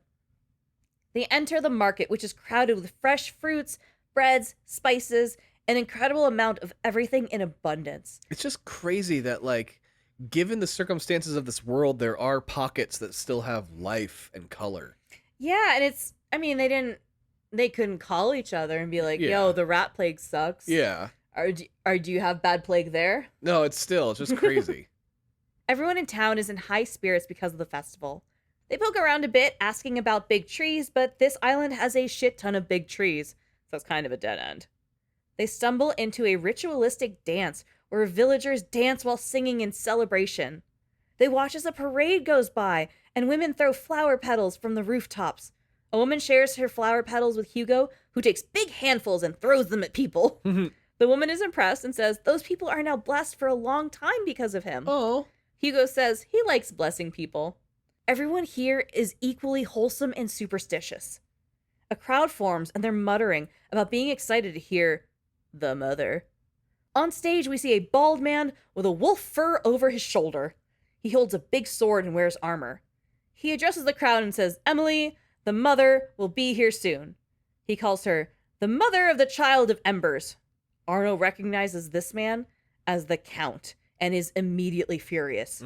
He holds Hugo's hand and says, we had a deal. Call your rats. Amicia is reasonably confused because she didn't know her 6-year-old brother was making death deals with mercenaries to weaponize the rats, and she admittedly causes a bit of a scene here. I mean, it was a pretty good plan on his part. Yeah. Amicia didn't know about this, though. No, Also, fair. Even if they did have this conversation, she's so concussed.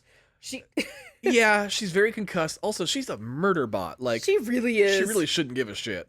Amicia asks Arno if he's actually fucking serious, and he says, you survived. That comes with a price. She explains, hey, motherfucker, Hugo is a child. You don't take advantage of a child and call it a deal, you dipshit. We came all this way out for him, and you're not gonna fucking ruin that. Frustrated, Arno says, okay, you know what? Fuck this. I'm leaving. He pushes through the crowd while Amicia tells him to get back here.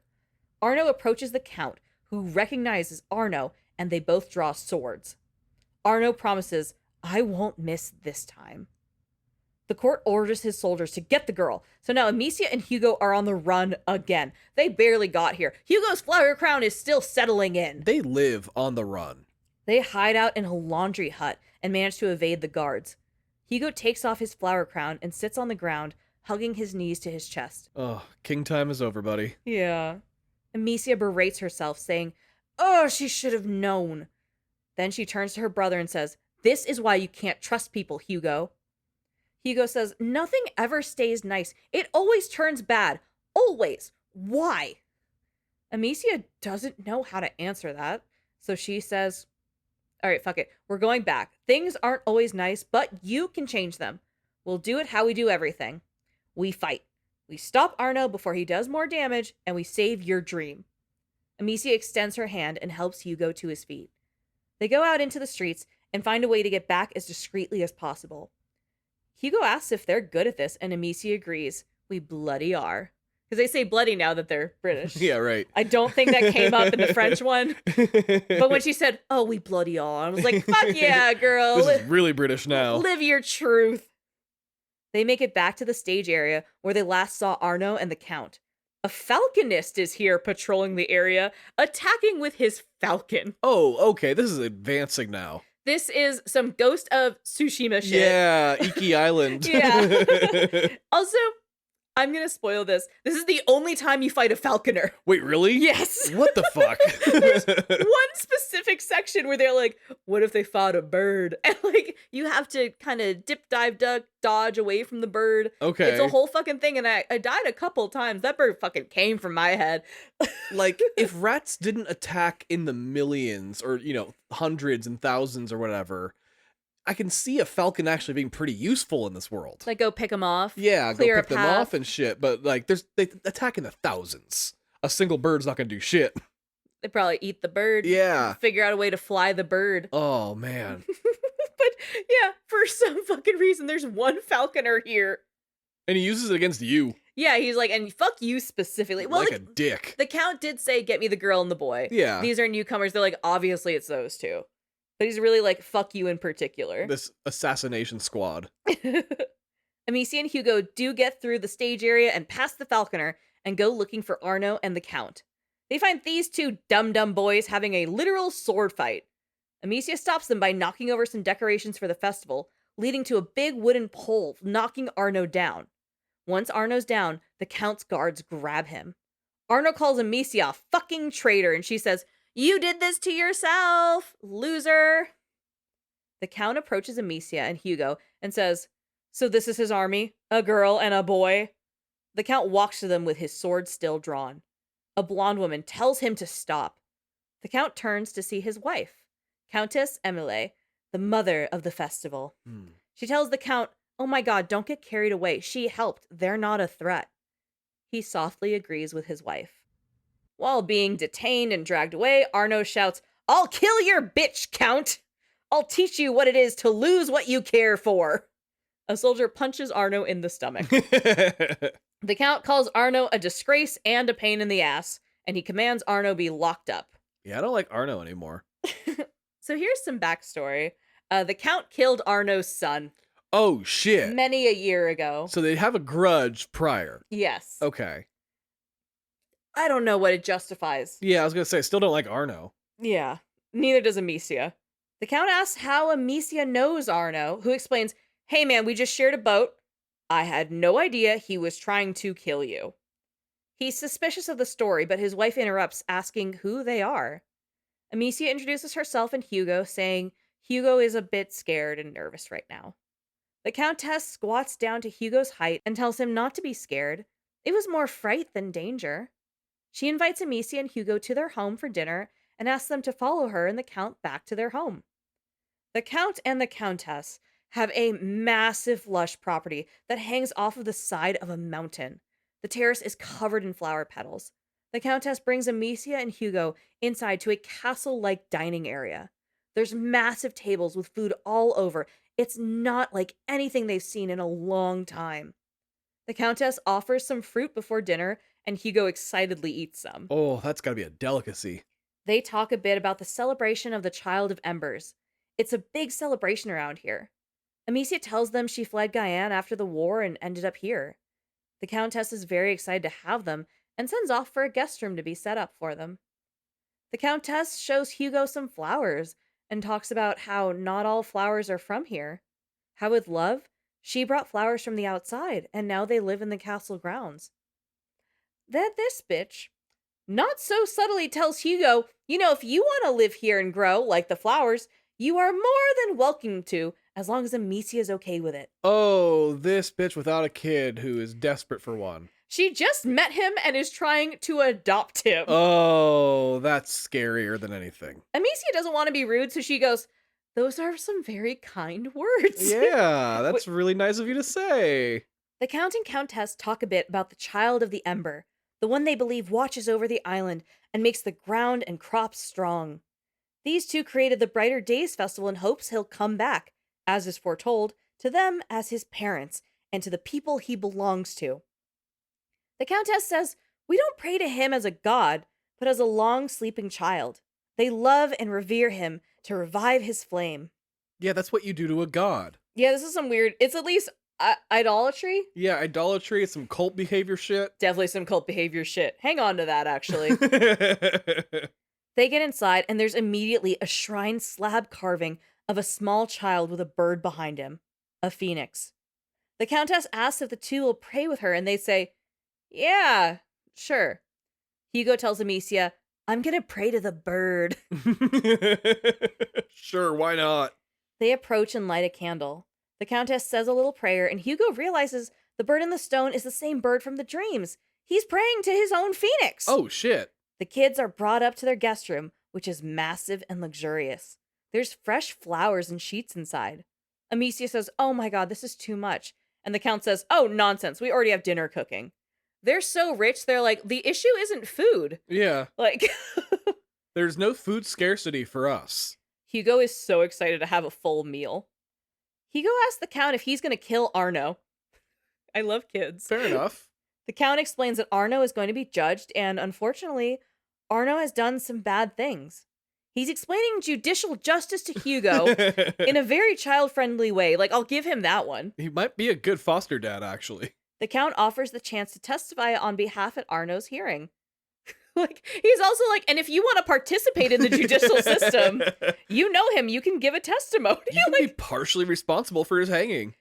Jesus Christ. The Countess tells him to stop talking about the judicial system with the 6-year-old and leave Amicia and Hugo, telling them to make time tomorrow to explore the festival on the island. It's going to be such a fun time.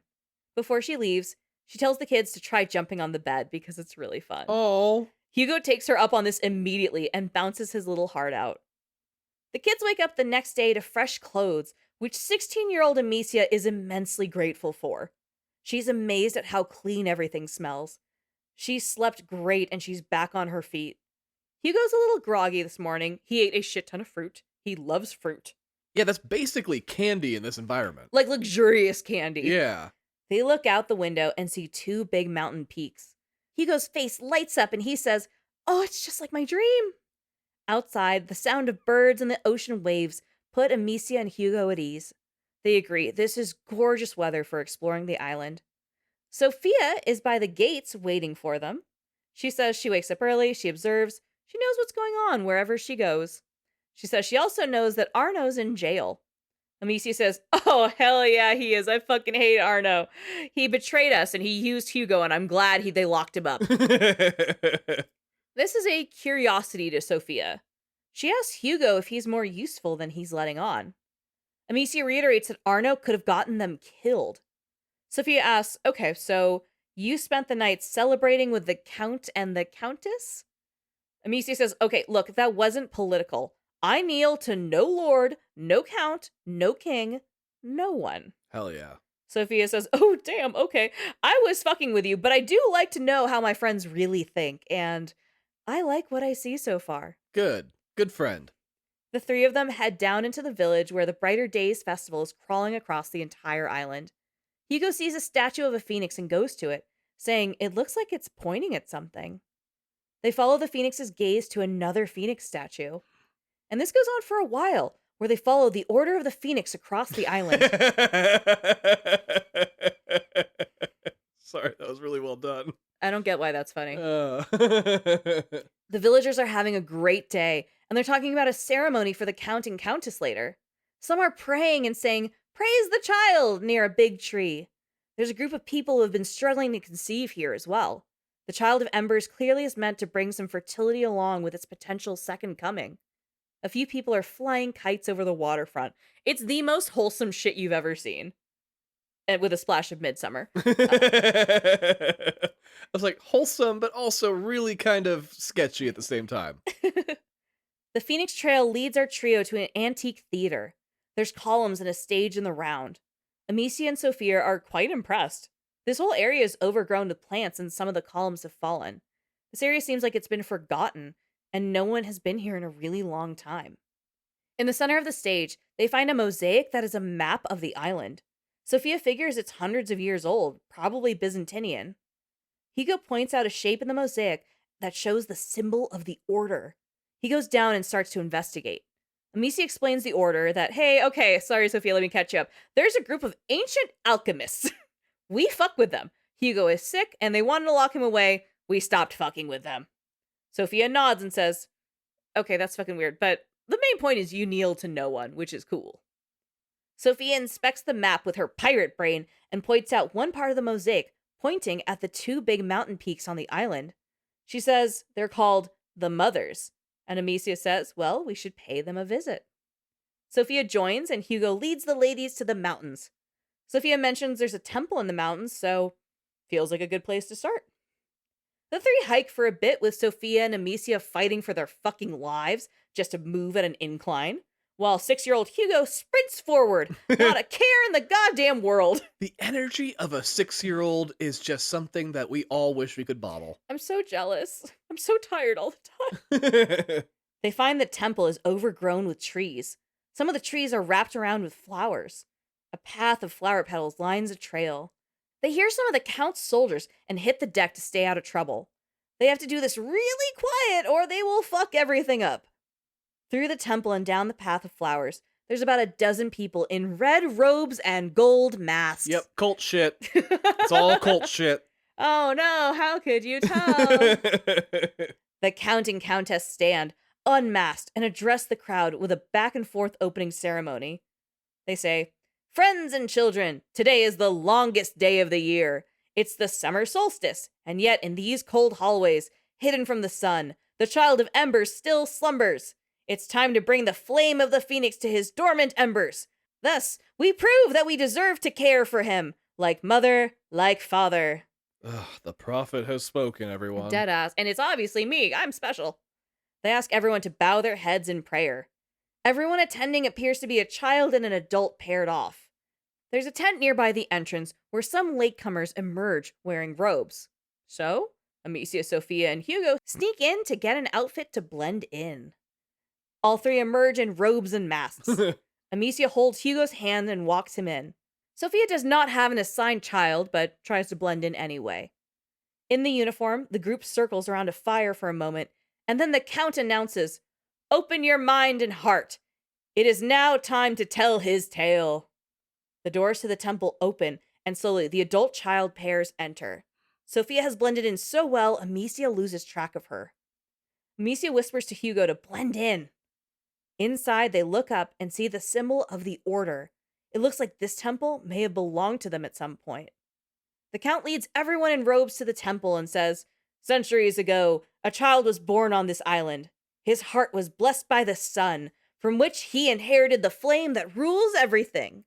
And so was born the Child of Fire." Oh my god, somebody gave birth to the first redhead? Tom!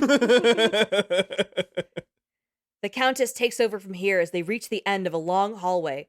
She says, "His flame shone over the world. He blessed it with his perfume, his laughter, his joy. Of all places, Lacuna became his home. Lacuna became a cradle of light, but light tempts evil, and evil knows no mercy." She's being dramatic. She's being so over the top. I love this. There's a mosaic here on this wall with a passage into the next room, where Amicia notices another mosaic. This one is of a child sitting on a throne, draped in red robes. They go through a passage into a further temple where the room is lit up by torches, and there's red fabric hanging from the ceiling. Mosaic of a woman caring for the child with the macula hangs above the center of the room. Oh, with the macula. Amicia looks up at the mosaic and whispers to Hugo that their mother had the same one as a fresco in their home laboratory. Wait, really? Yeah. Oh, shit, wait. The Count continues on his lore dump, saying, "Evil found the child inside these very halls. It fed on his fire, weakened it, marked his flesh with cold black scars." The Countess picks up from here, holding a big torch, saying, "And so his light faded, almost entirely, and the Child of Fire turned into the Child of Embers. A dark era began. Men forgot about him, but we did not. This flame is the last gleam of his light. Our hope, and now two of you, will carry it through his night." The Countess picks Amicia and Hugo to carry the flame. Of course. And hands Amicia this big-ass torch. She tells them, "You will walk through his flame through his darkest hours. You will walk in his steps, know the cold that bites the flesh, the drowning in the absence of light, the uncertainty. You will see the child die through the eyes of his mother. You will be the victim and the witness. Keep that torch alive at all costs." This is just some sacrificed children bullshit. No pressure. This is fucking weird. Oh my god. The Count demands everyone take their places. Amicia whispers to Hugo that, "Okay, hey, buddy, we have to play along. Don't be weird." No, don't play along. This is fucked. The hooded figures line up around a passageway. They enter the passageway and see a waterfall at the end of the hallway. As they pass through, the Countess says, "Go forth and bring him the light. Much depends on it." Silently, Amicia and Hugo move forward. They stand at the ends where the tiled floor becomes a waterway. Once they're a bit further away, Amicia crashes the fuck out. The mosaics, the plague, they think it was caused by a child's death. What the fuck? Hugo says, "So they don't know about the macula?" And Amicia says, "No, they made a god out of a carrier of the macula." They walk through the waterfall, and Hugo says, "Oh my god, that was horrible. It was so chilly." The torch has gone out through the water, but Amicia figures, I think that one's okay. Like, it feels like it's part of the ritual. She specifically said, "Don't let the fire go out," and she's like, "Well, it is what it is." Well, what are you gonna do? Behind the waterfall is a dark hallway. They enter and see a path lit by candles. They hear figures they can't see say, "He's dying in his mother's arms. Evil has won. Centuries pass. Famine, war, and plague descend on us. He dreams of a fire reborn." Hugo is freaked the fuck out and hates this. He says, "I'm cold and scared." Yeah. Which, honestly, valid. This is terrifying for adults, kid. Don't worry. They walk further to the end of the hall where the candles stop. Through the dark, the Countess says, the child must meet his mother again. His embers glow in the dark. I am the mother, and I welcome him. No, we know who his mummy is. Thank you for saying mummy. The Countess tells Amicia to hand her the torch. The dark chorus they can't see says, the child must rise again.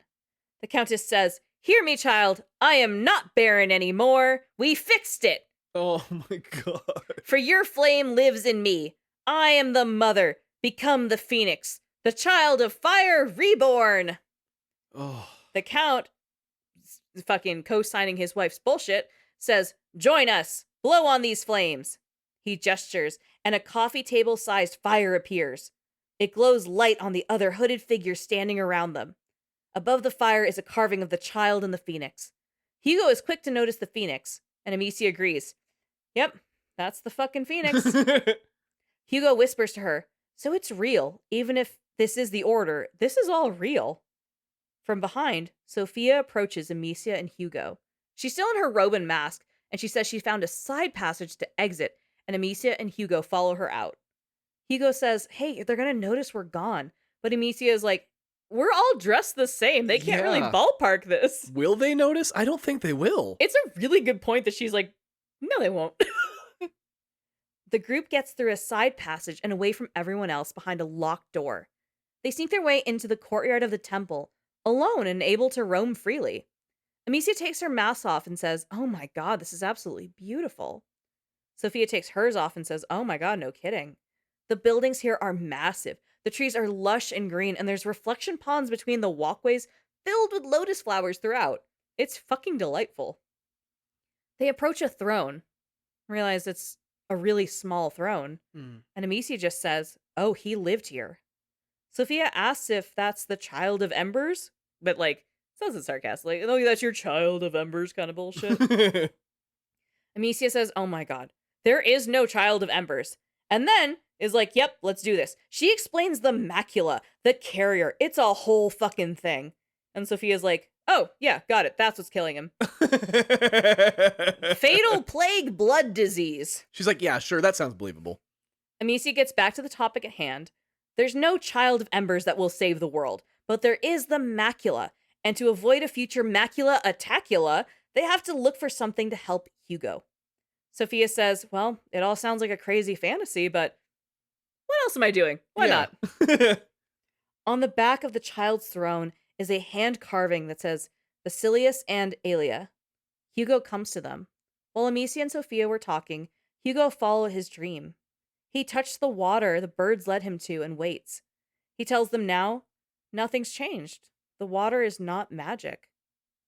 And he's fucking heartbroken. Oh, buddy. Amicia says, hey, your dreams are like a symbol.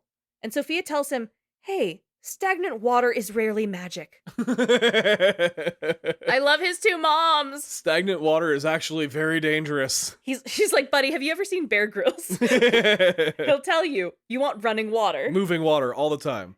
Amicia shows Hugo the back of the throne and tells him that Basilius was a carrier just like him. He wasn't the only one. Hugo asks about the other name, Aelia, and they're like, I don't know, let's just keep looking. She's got to be somewhere, right? The first room they get into is covered in dust and spider webs. It looks like a child's room. There's a fort set up, just like how Hugo had one before the macula took him. Oh. Amicia says, isn't it cool that you're in the same place as the other carrier? No. Do you think he had the same dreams as you? Hugo gets really excited about this. He's like, oh my god, samesies. There's toys and a wooden horse kids ride, and Amicia says it could fit Hugo. He and Basilius could have been the same age. They go into the next room and see armor, but it's a really small set fit for a younger woman. Whoa. This is Aelia's room, the protector of the carrier. They were brother and sister, just like Amicia and Hugo. They find drawings of Basilius and Aelia. Hugo says that Basilius must have loved her a lot. These rooms are both untouched, like the Order could not go through their things after, well, whatever must have happened. Yeah, they were afraid of getting whatever happened. Yeah. Hugo says he feels like he knows Basilius and Aelia, like Basilius could have been his friend. They see a mosaic of a phoenix with a symbol of the Order in its design. Hugo clicks this together saying, Oh, wait, the Order is represented by the Phoenix. That's their fucking mascot. Wait, there's not an actual Phoenix. It's symbolism. No, they're not real. It's goddamn branding. Sophia goes, oh, wait, that's why the Phoenix is always above the child on the frescoes. It's like they're I get it. It's like a Coca-Cola fucking Golden Arches thing. It's a marketing thing. This angers Hugo, who thought he was looking for a literal bird. He's like, they thought they were better than him. They put their branding above him. They didn't care about him. Amicia calms him and says, hey man, let's just keep going. They find an alchemy laboratory, and here Hugo starts to get uncomfy. He has to go back, but this is the mother lode. They have to search the lab to see if there's anything they can use to ease the macula. Hugo starts really crashing out. He starts crying and gets scared that the Order hurt Basilius, and Aelia couldn't stop them. He reminds Amicia that Vaudin hurt him, and Amicia didn't stop it. She's like, whoa, I'm so sorry, I tried. And he says he knows, he's just really sad. They keep going and find secret paths and look-throughs where the Order was watching Basilius. It was like they were observing him while he was in a cage. Oh. Everyone is very upset about this. Yeah, this is some like Elizabeth and BioShock shit.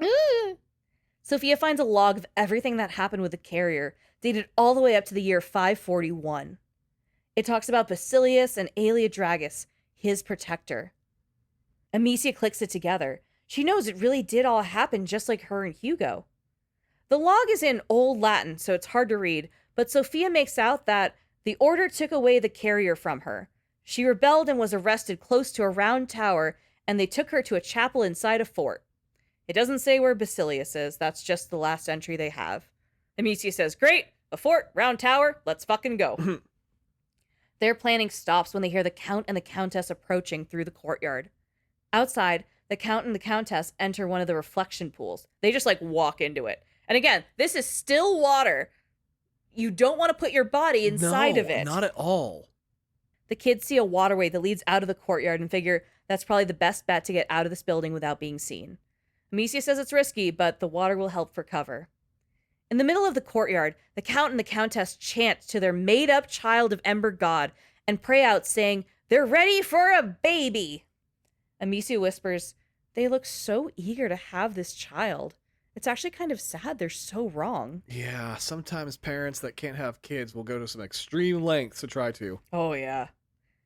The kids sneaks through some rubble and get to the water near the waterway exit. The water is fucking disgusting, and they're all immediately like, we smell like shit, I have to get out of this. So they try to go really fast. Sophia calls it pretty unpleasant. The waterway goes under the buildings, and it's extremely dark. They find light and follow it out to the sewage draining opening. Amicia offers her hand and asks Hugo if he wants to go to the fort. Hugo is kind of distraught because there is no fort in his dream. He doesn't know what that's supposed to be. Oh. Sophia asks if he wants to know what happened to Aelia, and that convinces him. Amicia promises it's going to be all right. Amicia, Hugo, and Sophia head off and agree to ditch their smelly-ass red robes, because they're also creepy as fuck. Yeah, they're very creepy. They descend the mountain and go back to the antique theater they found earlier, the one the birds led them to. There's a symbol in the floor mosaic of a chapel, and they figure, that's probably their best bet. Unfortunately, Hugo says it does look like it's burning, but they're like, that's not a right now problem, baby. Sophia figures out what direction it's pointing to, and they're off. Their path takes them through the Brighter Days festival grounds, where a bunch of people are singing and dancing. It's such a lovely scene. Through the party, they find a partially destroyed stone tower, and past the tower, they see a round structure, their chapel. Their chapel is hanging by the rocks the water crashes on, so they head out to the shoreline. On the way, Sophia says, oh my god, a storm is coming. Hugo stops and stares deeply into the ground at a flower blooming between rocks. Sophia tells Hugo, oh, it's lovely, and Hugo offers it to her. He picks it and places it in Sophia's hair. Amicia says, you know, there was a time I was the one getting the flower. He's moving on from his sister onto at least somebody who's not related to him. Sophia flashes her flower and says, time passes, sweetheart. They grow up. Hugo says he likes it here, but Amicia tells him they have to move. There's a storm coming and they can't stop yet. On the way, Hugo says, well, you know, just so everyone knows, I still prefer feathers because feathers can make you fly. Everyone's like, that's great, man. Keep us updated. Further down the path, a man is thrown off of the edge of an overlooking cliff. Jesus. Men are screaming about, "You're done running. Enjoy your freedom." Amicia, Sophia, and Hugo hit the fucking squat and sneak toward the chapel because they're like, what the fuck is happening? Yeah. Sophia looks around and says, oh shit, these guys look like slavers. They kidnap people and sell them like animals. These are the fucking worst people ever. Yeah, genuinely. The absolute worst kind of people. The gang agrees to move very quietly and get through quickly. And Amicia, genuinely like a half a moment after saying this, falls through the floor. Jesus Christ. And lands where a big slaver is doing some metal working. He looks at her and is just like, you don't belong. You made a mistake coming here. Amicia pushes him into his open metalworking fire. Whoa! As he flails around, she says, burn, you pig! Whoa! Like, holy shit! She craves blood. She really does, in like all forms. The way the macula craves Hugo, she craves blood. You are playing the protagonist, but you're also playing kind of a serial killer. I love the Uncharted series. Sophia and Hugo look down at Amicia in both fear and, if we're being 100, mild amusement that she's like, all right, no one fucking say anything, and then falls through a floor. Seriously. Amicia climbs back up to join them and reiterates, hey guys, just met some of the slavers. These guys are totally cool with killing, so we need to get through this together. No one dies. Good? There's a ton of slavers through here, and it's very satisfying to kill them. Oh, I imagine so. They're shacking up across these sprawling ruins, and it's a fantastic set piece for stealth gameplay and sneaky sneaks. Oh, it's so much fun. As they make it through, the sun begins to dip into early evening. The weather starts getting worse. It's a bad scene. The gang climb a wall to pass and see more slavers torturing men, with 3 tied to poles, shirtless and beaten. The leader explains to one of his men that these guys are offerings to the rats. Don't offer people to the rats, dude. Ever. They've heard about the Countess's tale of the Child of Embers, and they believe it to an extent. Here, they've misinterpreted that the rats announced the coming of the child, and the rats have been hungry lately. This dumb dipshit says, it's simple.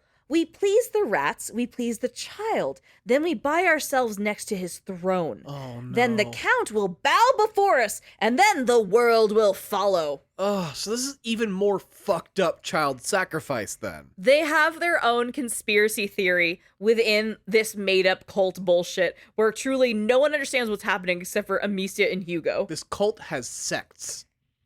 That's crazy. I hate it. The slavers' men are like, this dude's fucking crazy. And one of them is like, how many people do you need to feed to the rats to secure your seat with the child? The leader is annoyed and beats his face in on a fallen column. He leaves the man dead and addresses his men, asking if anyone else has a fucking problem. Oh my god. Sophia calls them goddamn maniacs.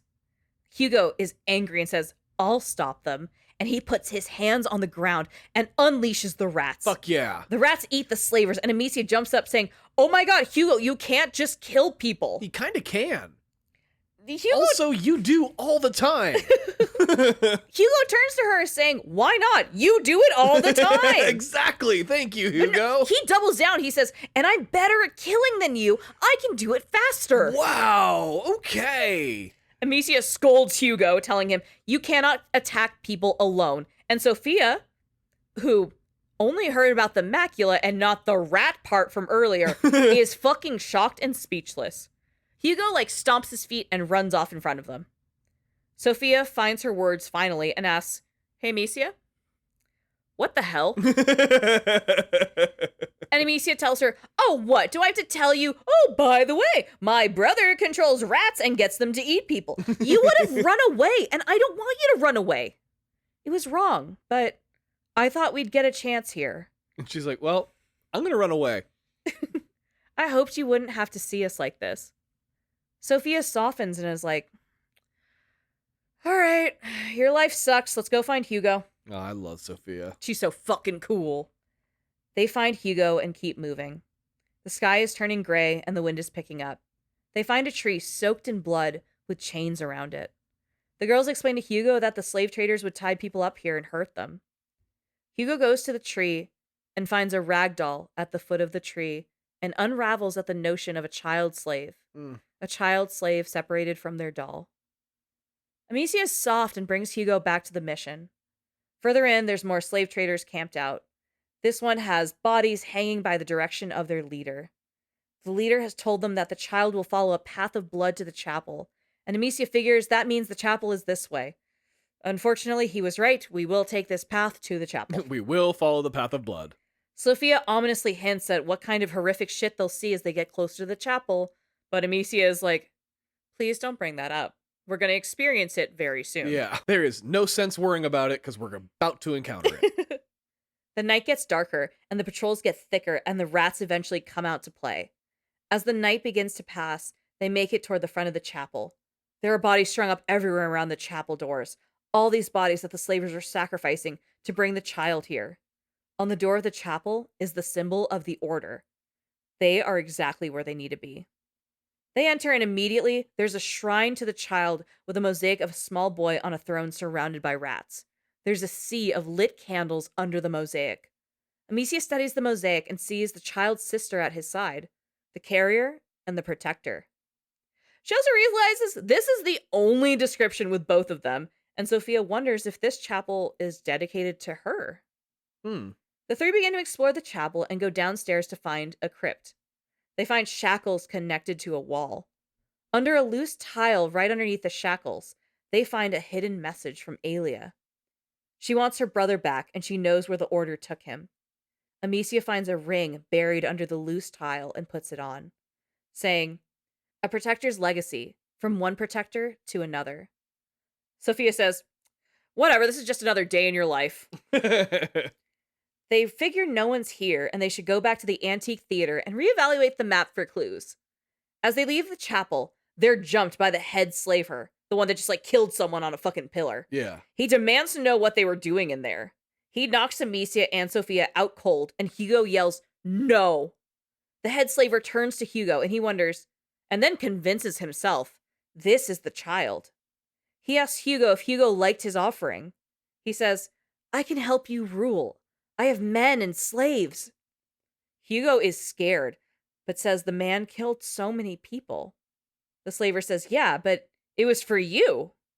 While the slaver tells Hugo they can be partners, Sophia wakes up, grabs a stone carving, and hits the slaver in the head. Good. He goes down but doesn't go out and fights Sophia back. Quickly, Sophia unsheathes his knife and stabs him with it. Shit, yeah. She stabs him again with his own knife until he leans back and accepts death. Amicia wakes up and joins Sophia and Hugo. Hugo is catatonic, seeing that man attack Sophia and then seeing Sophia kill him. There's a moment of pain that's broken by more slavers coming in and saying, "Oh shit, they killed the main slaver guy." Amicia hands Hugo off to Sophia and tells them to hide while she kills everyone. Hugo begs to help, but Amicia tells him to just stay low. Hugo eventually gets impatient and walks out, throws his palms on the ground, and brings out the rats. Shit, yeah, he does. Amicia screams and is like, "Please don't do the rats," but the rats are already on their bullshit. The structure of the chapel breaks up under the rats. Amicia goes to pull Hugo, and he yells, "They all must die!" Oh, God. The bloodlust has rubbed off and is just... that's the problem, is that she's basically raising him. Yeah, the Dearns are not a peaceful family. No, and so this is the only thing he's ever seen is Amicia being this violent murder machine, and then she's surprised he turns out to be a violent murder machine. Reeling out, "They all must die!" Holy shit. Amicia calms him down and says, "Hey man, they are dead, and the building is collapsing. Let's wrap this shit up." Hugo accepts, and the three of them go running down to the waterline. They steal a boat, and Sophia rows them back to the city. Hugo is frustrated and bangs his fist, saying, "This place was supposed to help, but I'm the same, and if anything, I'm freaking worse." Amicia leans in and hugs and holds Hugo while he weeps. Sophia asks why he's crying, and he says, "Because you're gonna leave me." She tells him, "Oh, calm down. I've never seen anything like you two, and for some stupid reason, I like you. Oh. I like you at the shittiest, worst of your life." She's the best older sister. She promises she's not going anywhere, as long as he listens to the adults who care about him. Then Sophia starts yelling at Amicia, saying, "And you're not a goddamn army. He looks up to you, and when your death wish becomes his death wish, this is what happens, and this shit has consequences. Stop being a goddamn bloodthirsty moron." She saw everything I just pointed out. Yup. Good for her. And we love her for it. Sophia's the fucking best. Amicia and Hugo hold each other, swallowing the hard truths Sophia just threw at them. Sophia goes back to rowing their boat. The Dearn kids are pleased she's staying, and that she loves them both so much. Sophia looks at them and says, it should be you two doing the rowing. True. They land and get back to the main road to head back into town. It's dark as fuck now, and the rats are everywhere.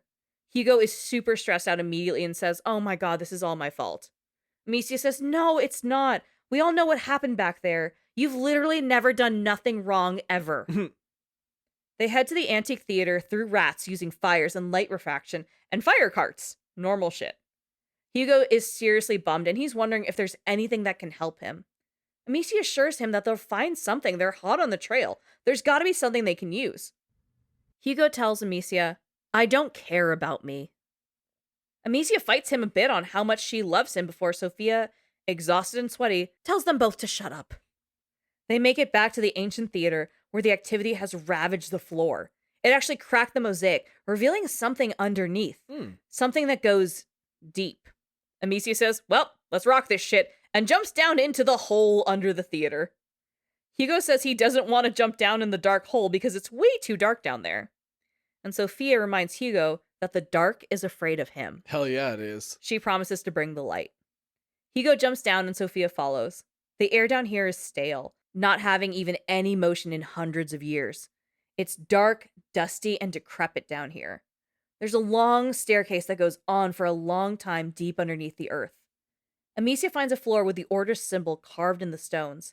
The carving is lit with fire, bringing calm to the room. They figure Basilius is in here. Somewhere, probably? There's a wall that looks like it was caved in from an explosion, and they go through the hallway behind the explosion. Amicia says, "Oh my god, this was Aelia. Aelia blew this shit up to save her brother. We're on her trail. She loves blowing shit up. This bitch is fucking awesome. Also, we're following her ancient path. This is really cool." They follow more and more halls and downward trails. This entire area is massive and must take up the entire underground of the city. They take one of Aelia's tactics and use some of the leftover explosives to stay on her trail. It's really quite nice to see Amicia connecting with her predecessor. Yeah. They do this for a while, blowing shit up very loudly, going deeper and deeper into this stronghold. There are also a shit ton of rats down here, which Sophia is so fucking over at this point. They find a chamber filled with rats, but with some carts for fire. This chamber is a massive puzzle piece meant to keep people out from whatever they're keeping in. Past the rat puzzle is a long hallway in the dark that is littered with order guards, long dead from violent encounters. Ooh. Amicia is continually in awe of how well Aelia did all by herself. The long hallway leads into a small reception room with a set of heavy double doors at the end of it. The skeletons of order guards have been finely crushed into dust, rotting into the texture of the grounds they were killed on. Sophia goes to one body that's not dressed like the others.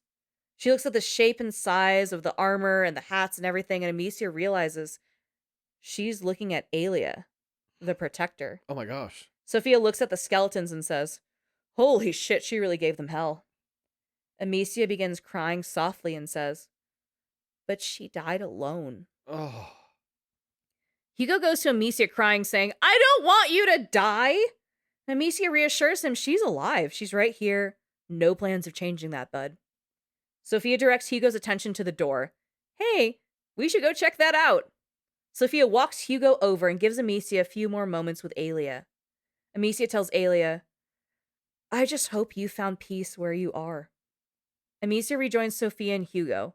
Hugo says they should go back. Amicia says, "Hey, we're all tired, but we are doing this together." Hugo nods, knowing they came too far to back down. There's a sneaky room hidden near the big door. The gang find a small room with toys and children's clothes.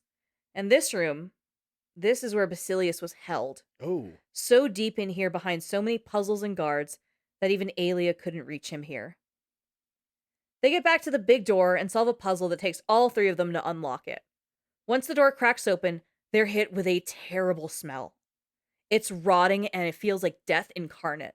It appears to have dark floating rot or ashes or just general decay floating through the air. In the air. Sophia hates this and is like, hey, we actually can still leave. I'm totally down to go with Hugo's plan. This is gross. But Amicia has to know what happened to Basilius. Hugo runs to Amicia and holds her hand as they and Sophia cross the threshold into whatever's behind the big door. Hugo tells them again he wants to go back. They enter a hallway where the walls are covered in rats' nests. The air is thick and it's hard to breathe. Hugo starts to complain that his head feels noisy as they move forward. Sophia tells them to be prepared to run, just in case.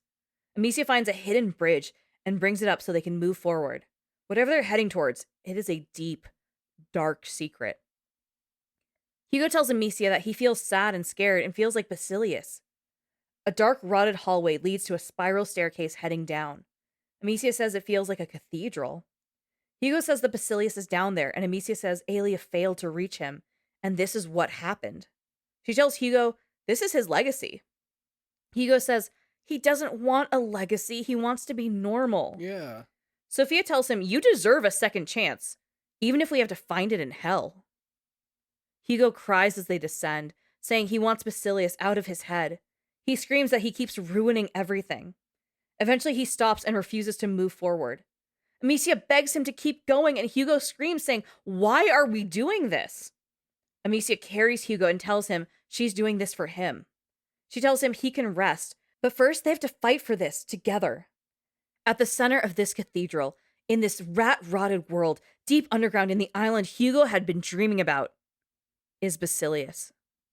He's chained up by his arms and his body has rotted away, leaving him in the position the Order left him in. Oh. There's 2 large columns and his arms are chained up slightly over his head.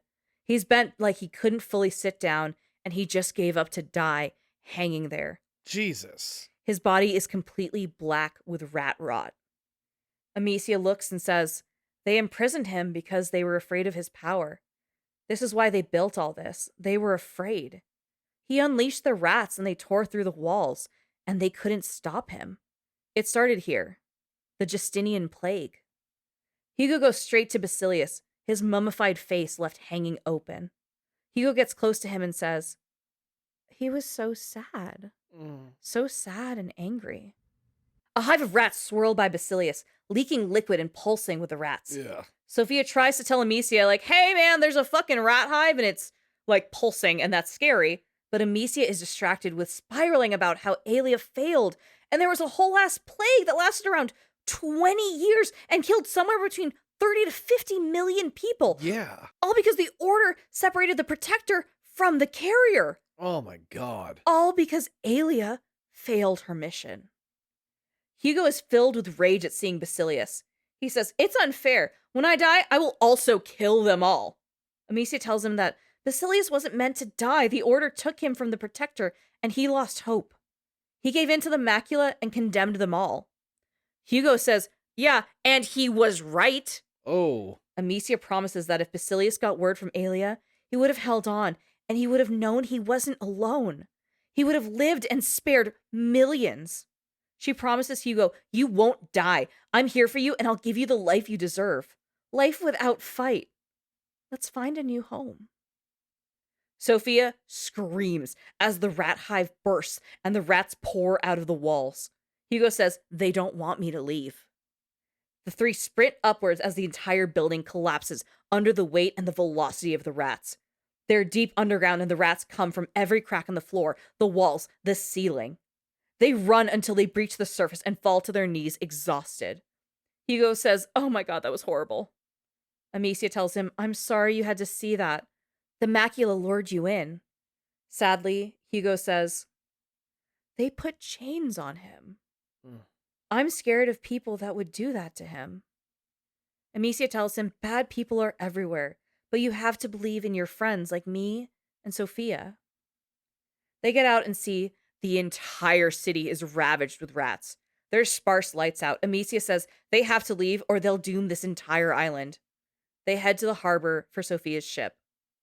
The whole vibe is fucking bad. They're all exhausted. Hugo saw a glimpse into what happened to the previous carrier. Sophia's known these kids for 3 days, but feels indebted to them. Amicia has almost died every moment for the last few months. It's a whole thing. No one is happy. One of the Count's soldiers spots them and confirms, hey, you guys are the guests of the Count, right? He says he has orders to escort them safely to the palace. Amicia and Sophia immediately do not trust this and like, oh no, it's cool. We were just leaving. We are on our way out. Not gonna go to a second location with you, buddy. The soldier tells them, oh no, you have to come to the palace. You have guests. It's your mom and a small boy. Wait, what the fuck? Amicia rolls her eyes going, God fucking damn it. My mom has Life 360 and fucking found me on an island. Hugo says, oh my God, mommy's here. Let's go see mommy and Lucas. That's fucking great. Sophia says, only a mother could derail your plans like that. That fucking sucks, girl. She says she's going to go to the harbor and prep her ship. You do what you got to do and come see me when you're all wrapped up. Amicia hands Sophia a torch and tells her to keep the flame alive. Hugo and Amicia hold hands and head to the palace with the guard. He says the Count opened the palace walls to the people for their safety. Rats burst through the ground everywhere, but there are a ton of soldiers with fire torches all around. They get to the palace and the courtyard is full of cots and triage and people screaming and dying. It's all people who have been bitten and their loved ones are just like waiting. Oh, God. Deeper inside the palace, Lady Beatrice and Lucas are waiting. Hugo runs to his mother and Lucas runs to Amicia. Lady Beatrice is relieved that Hugo is alive. And then she asks earnestly about Amicia, and then asks if this is truly the island from Hugo's dreams. Hugo tells them, there was another carrier like me. Amicia explains, he was here in the 6th century. We found him chained in a prison the order made specially for him. Dear God. Lady Beatrice is shocked by this. Amicia says, we think they panicked when he reached the last threshold, took him away from his protector, and locked him away to contain what would happen next. Lady Beatrice goes, oh, fuck me, that was the Justinian plague. Yeah. It started here with Basilius. And Hugo tells them, look, it wasn't his fault. He was just alone and scared. Amicia says to her mother, Vaudin said that Hugo is condemned, but this is what the Order believes. Based on their mistake in the past with Basilius, if he had his protector like Hugo has us, I'm sure nothing would have happened. When it's quiet, Hugo is fine. If we settle somewhere safe and live there as a family, the plague would stop getting worse. Lady Beatrice listens to her daughter's words and says, fear really clouded our minds. All of us except the protectors. For truly the first time, Lady Beatrice is proud of Amicia. Lady Beatrice brings up a house they have in the mountains that they'll probably be safe in. A guard enters and tells Amicia she wants to be seen by the Count personally. Lady Beatrice tells her to go. They'll be safe here. The guard takes Amicia to the Count, who is crazy busy because of the plague. Right. He opened his personal home to the entire city, but he needs to speak to Amicia now. They talk a bit about the plague and the Child of Embers. Amicia asks him if he thinks the child is coming, and he says, yeah, girl, look at all the rats. That's for sure the baby my wife and I started a cult about. Yeah. Obviously, he's here. He takes her to the cellar and pulls out his sword and pushes her. Amicia tumbles down the stairs and dislocates her shoulder. She winces and struggles to get to her feet. The Count, sword drawn, says, the Countess wants the boy, Amicia. I'm sorry, but she's sure that your brother is the Child of Embers. She wants him, so you need to die. No. Amicia begs him to realize this is all made up. This isn't even, you're not even fucking close to this. He's not a bird, he's a rat. What are you doing? And he says, oh, I know that. I invented the story. What the fuck? The Countess was so heartbroken about not having kids, she tried to kill herself. So I made up the Child of Ember story to soothe her. She didn't just believe it. She turned it into a hope festival for our people. And no, your brother is fulfilling the prophecy I made up. This is the most bizarre shit that he's like in on it for me. Yeah. Because you see him when he's like alone with his wife and they're like, oh yeah, we're going to have her fucking bird baby. And Macy's like, Jesus Christ, these people are crazy. Like he's doing this in private and he's still like, it's bullshit. Yeah. He's like, I made this shit up. I don't know why you guys happen to match, but I need you to stop. I don't know where the red robes came from. You people have merch now? The Count goes to Amicia to kill her, but she hits him with a candlestick and leaves to find Hugo and save him from all this bullshit. The Count follows, ready to kill her immediately. She screams at him to go to hell. Amicia runs through the palace trying to evade the Count. He tells Amicia he'll go full Christy Gnome and kill her like a dog. Amicia struggles to run and holds her arm in place as much as possible. She's furious and terrified that the Countess may already have Lucas and her mother in custody.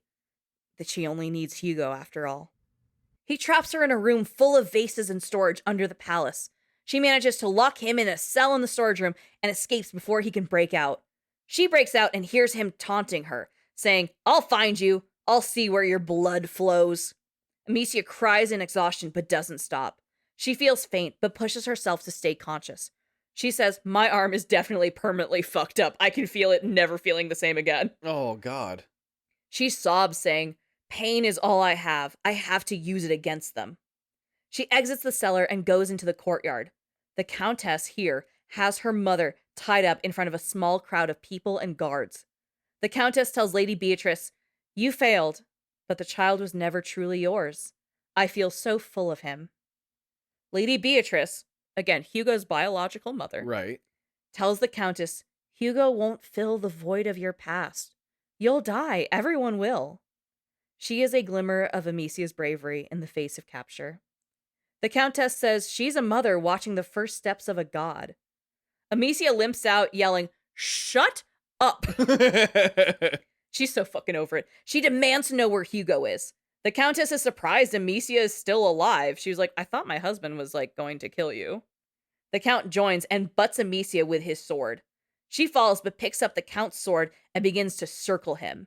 She's hunched over from her shoulder pain, but won't quit. The Count says, "Oh, well, this is an invitation I can't refuse." Amicia tells him, "You won't have my brother." She goes to stab him, but the Count parries and knocks Amicia down. Lucas looks on, hurt at seeing Amicia in pain, but he can't do anything with a guard holding his arms back. The Count tells Amicia she's got a fire in her, but without discipline, the fire will consume her. One of his soldiers hands over their sword to the Count. Amicia gets back up and drags the sword to the Count and tries to strike him again. He knocks her back easily. He tells her to grip the sword properly and calls her a disgrace to the sword. He has punch-up for her fucking fight style. I was gonna say, educating her mid-fight on how to fight? Is he mansplaining how to kill? Because she's murdered hundreds of people. So many people, but that is the absolute... I mean, I'm not gonna explain what mansplaining is, but yeah. Comes from a well, actually. She calls him a coward. She says, "I am Amicia Dearn, and I kneel to no one."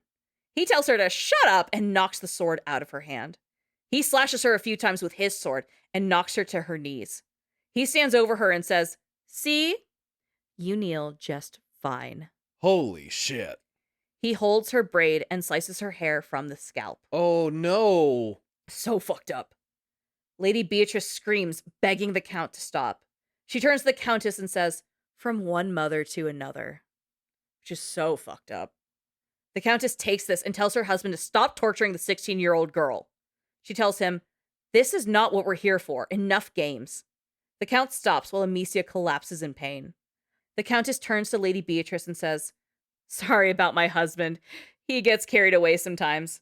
I admire you. Your children and your bonds are strong. When I was her age, I could only wish for this kind of love. But it's not just about us, for love is meant to be shared, to be turned into light, shone over the whole world. Such is the fate of the child of embers." Lady Beatrice, still tied up, tells the Countess, "Love can kill. By the time you realize that, it'll be too late." The Countess is handed a knife on a silver platter from a guard.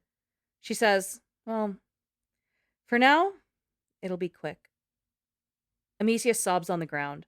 Lady Beatrice looks at her daughter and says, "I'm so proud of you." The Countess swipes the knife across Lady Beatrice's throat. Oh no.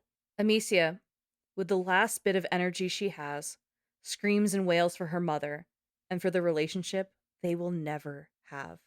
Oh, fuck me. Hugo wakes up looking for Amicia and his mother and Lucas. He's in the lush bedroom the Count and Countess had made for him. He leaves the room and wanders around the palace alone, wondering where everyone is. His head hurts a lot, and he wonders if he's in a dream. He hears people at the end of the corridor and follows the sounds of voices. He emerges outside to a gray sky and sees everything. Amicia laying half dead on the ground. His mother, throat slashed, blood pouring out of her body next to the Countess. Jesus. The Countess sees him and greets him warmly, but demands that the Count take him back to bed. Hugo sees his dead mother, and the dark veins across his skin spread. The rats immediately burst from the ground. The Count is scared, but the Countess is in shock. She sees this as confirmation that Hugo is the child of embers. Lucas breaks free from the guard holding him and goes to Amicia. Amicia comes to at seeing her brother and says, "You need more rats." Hell yeah. The Count and Countess command their soldiers to get Hugo safe and to kill Amicia. And that won't fucking happen. Amicia screams, "Give us your blood," while Hugo unleashes the rats on the Count's army. Oh my god, I love these kids. They come up from all angles, and Amicia encourages Hugo to go as hard as he can. Hugo screams, "We want blood," as the rats envelop the soldiers. Oh. They circle the children while eating the Count's men, and when all the men are gone, Hugo turns the rats on the Countess. She drowns in rats, dying mouthful by mouthful as the Count screams out for her. Oh, it's great. He's horrified at seeing her die by rats at the hands of children. He looks at them and says, "You will never leave this island. I'll finish this." The weight of the rats collapses the center they're in, and the children fall beneath the surface again. Lucas is the first to wake up after the fall and calls for Amicia and Hugo. Amicia is holding Hugo, who's passed out from the pain of the rat attack. He comes to and Amicia cries, telling him they're all right. Lucas joins them and holds Hugo with her. All three of them orphans, all alone, except for each other. Hugo is nearly catatonic after seeing his mother dead and after killing all those people. Amicia is begging him to say something, and Lucas insists they start moving before the Count finds them. Amicia cries, saying she just wants rest and there will never be rest for them. Lucas says, "Look, don't think about it. Just follow me. Turn your brain off and come with me to the harbor and we'll get away from this island. Just get the fuck up now." Lucas gets Amicia and Hugo on their feet and he talks them through. He celebrates them standing and encourages them as he walks them out.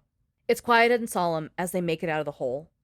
They hit a point where they have to jump over a table, and Amicia can't because her shoulder is hanging out of the socket. Jesus. Lucas offers to pop it back into place, and Amicia screams as he does.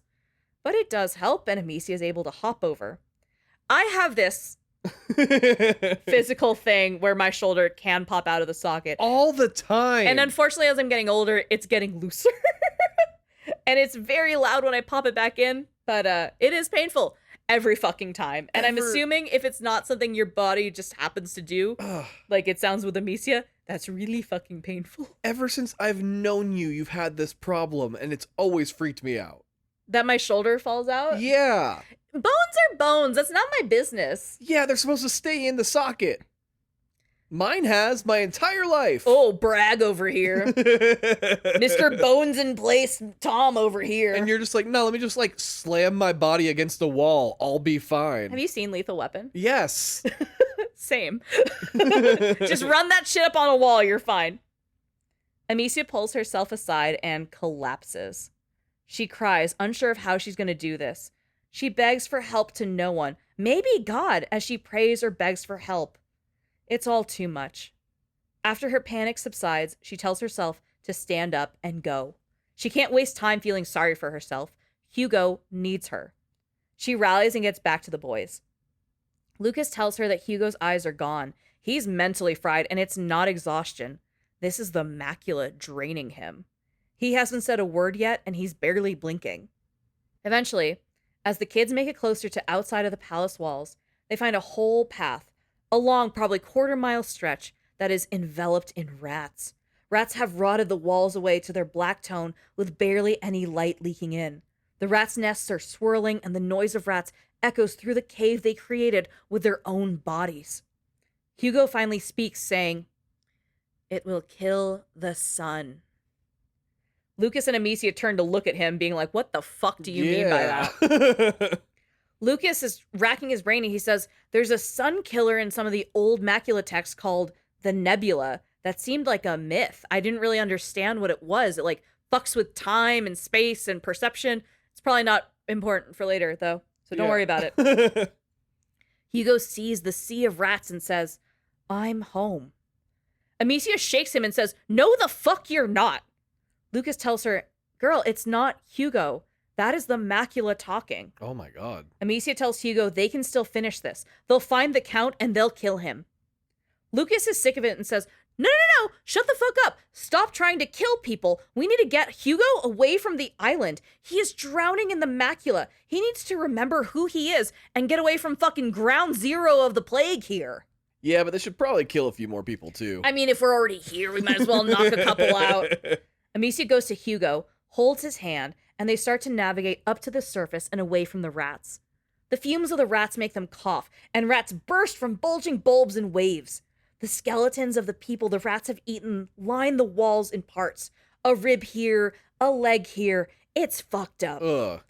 Lucas tells Amicia that Hugo's bond with the macula is stronger, and the rats are calling to him now. Hugo is losing himself in the macula. They come up on a massive, pulsing, heart-shaped bulb of rats. It aches like the heart they all have and is easily multiple stories tall. Hugo says, "This is home. I'm meant to be here." And Amicia tells him to stop. He's coming with her whether the macula likes it or not. As Amicia says this, the rats' bulbs begin to burst.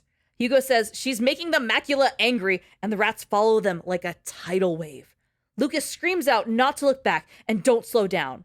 The rats pour out of the ceiling, dropping down on them. The rats burst from the pulsing bulbs, breaking out like a piñata of rats. It's fucking horrifying. Oh, this must be the 300,000 rats on screen scene. Girl, if it's not, it's close. Amicia screams at the rats, telling them and the macula they will never take Hugo. It is over. They breach the surface and fill their lungs with clean air. They stand under a fire, safe from the rats. Lucas panics a bit and Amicia goes to Hugo. She cradles her brother and gets him on his feet, telling them they should go. Lucas gets his shit together and she says, "We have to reach the harbor." The kids set out in the dark and look over the village. Lucas says, "There's something wrong." And Amicia realizes the village land is gone. It's fallen into the sea. Oh my god. Hugo says, "I did this. It's my fault." Amicia tells him, No, it's the Count and the Countess. Hugo has never done anything wrong in his life. The tremors destroyed the village and allowed the rats out, and they absolutely decimated the area. Oh my god. Hugo looks down at a ravine of rats and tells them, "Hey, you're not in charge. I'm in charge. You obey me." As he yells at the rats, they flee, leaving an open path for him, Amicia, and Lucas. Amicia says, "Oh my god, I've never seen you do that before." You just Moses to the fucking rats. Hugo tells her, "It's because it hurts when I do it." Oh my god. They get closer to the village where the Count's soldiers are still looking for Amicia and Hugo, despite a whole plague happening. Right. Amicia is very happy to kill these assholes, but overhears two guys talking about the Count. They say the Count is so hung up on the death of his wife, he won't even be there for the hanging of Arno. Amicia's like, "Oh my god, I forgot about Arno." We all forgot about Arno. Hugo tells Amicia that Arno needs them. He needs their help, and Amicia's like, "Honestly, I think he kind of fucking sucks. I don't want to help him." I'm not cool with Arno. Hugo insists they help him, and Amicia eventually is like, "Oh my god, fine, we can save Arno, but only because he's on the way to the harbor, and you have to promise me we're gonna make it quick." Fucking Rat King over here wants his way. They head through the collapsing village paths and homes and roads that are destroyed. This beautiful, vibrant village has fallen to darkness and despair. The flowers that line the city are burning and wilting. Hugo tells them they have to go fast to save Arno. He says, "If they kill him, I'll kill all of them." Amicia says, "Yep, sure, could not care less, but we do have to get to Sophia eventually." Lucas asks about Arno, and Hugo says they have to save him. And Amicia adds, "Even if he doesn't fucking deserve it. I hate him." They make it to the town square where the hanging is, and Arno has his neck in a noose about to be hanged. Amicia sets some of the soldiers on fire, and this surprises Arno. And he says, "Oh my god, I'll be damned." Did you come here to finish me? Just setting people on fire. And he's like, oh, my gracious. Is that my friend Amicia? And Amicia tells him, shut up. We're taking you out of here. Also, I hate you. The soldiers descend on Amicia, who, again, didn't want to be here in the first place. They see Amicia has Hugo, and they're freaking out, screaming about how the Countess and, like, this is the kid. She decided we need to get the kid, too. Amicia clears the area, killing fucking everyone, and goes to Arno. She takes the noose off his neck and frees him of his restraints. She says, all right, come on, motherfucker. Annoyed as shit to have to save this man. Hugo finds Arno's shield, the one that had saved him on countless missions and adventures and battles. Except for one. And his sword, and brings them to him. Arno suits up and joins the kids and heads to Sophia's ship. Sophia is actively tossing the body of a soldier out of her cabin when they approach. I love Sophia so much. Like, she had a whole side adventure, and we were just, like, catching up, and she's like, it's whatever. I couldn't care less. The main character of another game entirely. A game that they have announced recently. Wait, really? There is a Plague Tale spinoff starring Sophia. Love it. She's a little bit younger. She's 26 here, so we're backtracking a couple years, but you're really good at guessing things for this episode. Damn. I'm in. And, like, again, she has no powers other than being the most charismatic, cool girl on Earth. Hell yeah. You're going to play this one. I'm going to have a good time. I want to see how she gets her tattoos. Sophia looks at them and says, oh, you took your sweet time. And then she looks at Arno and tells him, oh my god, you need to go collapse somewhere. He just nods and boards the ship. Sophia asks about Lady Beatrice, and Hugo says, she won't come back. Amicia tells her they have to go right now. And then Hugo starts crying, saying, she's never coming back. I had a lot I wanted to tell her. Amicia says, me too, but she knew everything already. You were her greatest gift, and she loved you the way you are. She didn't have the same for me, but she really loved you. They hug and hold each other, orphans together. Amicia promises Hugo, we will live and we will heal. The scars, we keep them so we don't forget, so we can accept until they don't hurt anymore. Sophia gets the boat out to sea quickly. It's quiet out here. The next morning, Lucas tells Amicia, I thought we'd never get back. Amicia corrects him, saying, some of us didn't. Hugo looks out at the water, watching the waves splash against the ship. He tells Amicia he feels different. She tells him that's just growing up. But now, they can go slow and take their time, and they'll be safe up in the mountains. Amicia goes to Lucas and asks if he's coming with her and Hugo. You know, they have a home they can go to in the mountains, and Lucas tells her, you and Hugo are my home, so yeah, I'm coming. Amicia goes to Sophie, and they talk a bit. Amicia tells her about the house in the mountains they're heading to and says Sophia will always be welcome there. Hugo goes to Arno, who's barely alive. He tells Hugo he's sorry for everything, and he thanks Hugo for getting Amicia to help save him. Amicia tells him, the war's over, they've all earned a rest. Their nice moment is broken by Sophia calling out a ship on the distance. Oh no. It's the Count. He has followed them. This dick. Just give up, dude. Arno says, see, Amicia, that's the thing about war. You don't get to decide when it's over. He stands and says, that bastard couldn't let go. The Count's ship is gaining on them fast as fuck. Arno and Amicia go fast to speed up their ship with the wind, while the Count starts shooting at their ship. The Count gets close enough to yell at Amicia specifically, saying, how dare you leave with my child?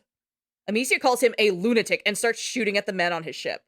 The Count's ship rams Sophia's ship, knocking Amicia out. Oh my god. When she wakes up, the ship is on fire, destroyed, and all over the place. No! Lucas, Sophia, and Hugo are inside a cabin, just kind of holing up, being like, that sucks. Arno tells Amicia to get up and fight with him. The two of them take on the intruding Count soldiers who board their ship. Arno screams at them that they'll never take the boy. The fight is long and exhausting, with a battlefield that gets closed in with fire. Amicia catches an arrow that goes straight through her torso. Oh. It sticks out in front and behind her. No. Completely through her. Arno goes to her, holding his shield over her body. Arno yells for Hugo, but Hugo is stunned. The Count enters the ship and looks at Hugo and tells him, the rats can't help you here. Hugo runs at the Count to attack him, but he's so small, the Count slaps Hugo and he's knocked out. The Count holds Hugo's limp body and says, Such a fragile little thing. Arno stands and says, "Don't hurt him." The Count tells him, "He's my son. He's a god." Arno tells the Count he needs to let him go to his sister. The Count says, "Oh, he owes this to his wife. He's going to set the world aflame." Arno yells at the Count. The Count picks up Hugo in his arms and carries him to the ship. He says, "My son needs to rest." The soldiers shoot at Arno. Arno picks up Amicia and throws her overboard and then jumps after her. No. Amicia gains consciousness on the beach and screams, "You goddamn pig!" Just waking up, screaming, is her whole deal. Arno calms her and gives her some drugs for the pain. He tells her they're in Marseille, the same place the Order had always wanted Hugo to go. Oh my god. Amicia sits up and asks where Hugo is. Arno apologizes and says he had to take them out or they'd die. Amicia says, "We have to find him. The Count knows what he's capable of. We need to reach them before he hurts him even more." Arno doesn't fight and just says, "All right, let's go." Sophia and Lucas are fine. They went ahead to look for horses. Amicia stands, grasping her side, saying, "Oh, god damn it." Arno tells her the drugs will hit soon. He tells her that Lucas cleaned her wound, and Lucas is really resourceful. That kid's fucking awesome. He advises Amicia to take it easy and not reopen the wound, since she was goddamn impaled through the stomach. Shot with a fucking arrow. The drugs hit Amicia, and she can stand up straight now and is like, "Oh, all right, I'm cool. This is fine." Amicia earnestly thanks Arno, and he simply says, "We'll get him back." You know she's high as fuck if she's telling Arno she's grateful for him. Yeah, right? They approach Sophia's ship on the beach. It's destroyed from the fire, from the crash, everything. The Count emerges from the wreckage and taunts Arno. He tells Amicia he has never seen anything like her. He has Hugo safely in his possession until Hugo is ready to serve him. Arno tells Amicia to back off. He's got this. And Amicia says, "Absolutely fucking not. I'm fighting all these motherfuckers with you." Arno tells her to shut up and stay alive. He'll find out where Hugo is. And he tells her to cover him and not die. Sophia and Lucas are nearby, captured by the Count's men, and agree, yelling at Amicia to just stay alive. Amicia's like, "Got it," and runs headfirst into the battlefield. With the ancient Percocets hitting her bloodstream, she kills men alongside Arno.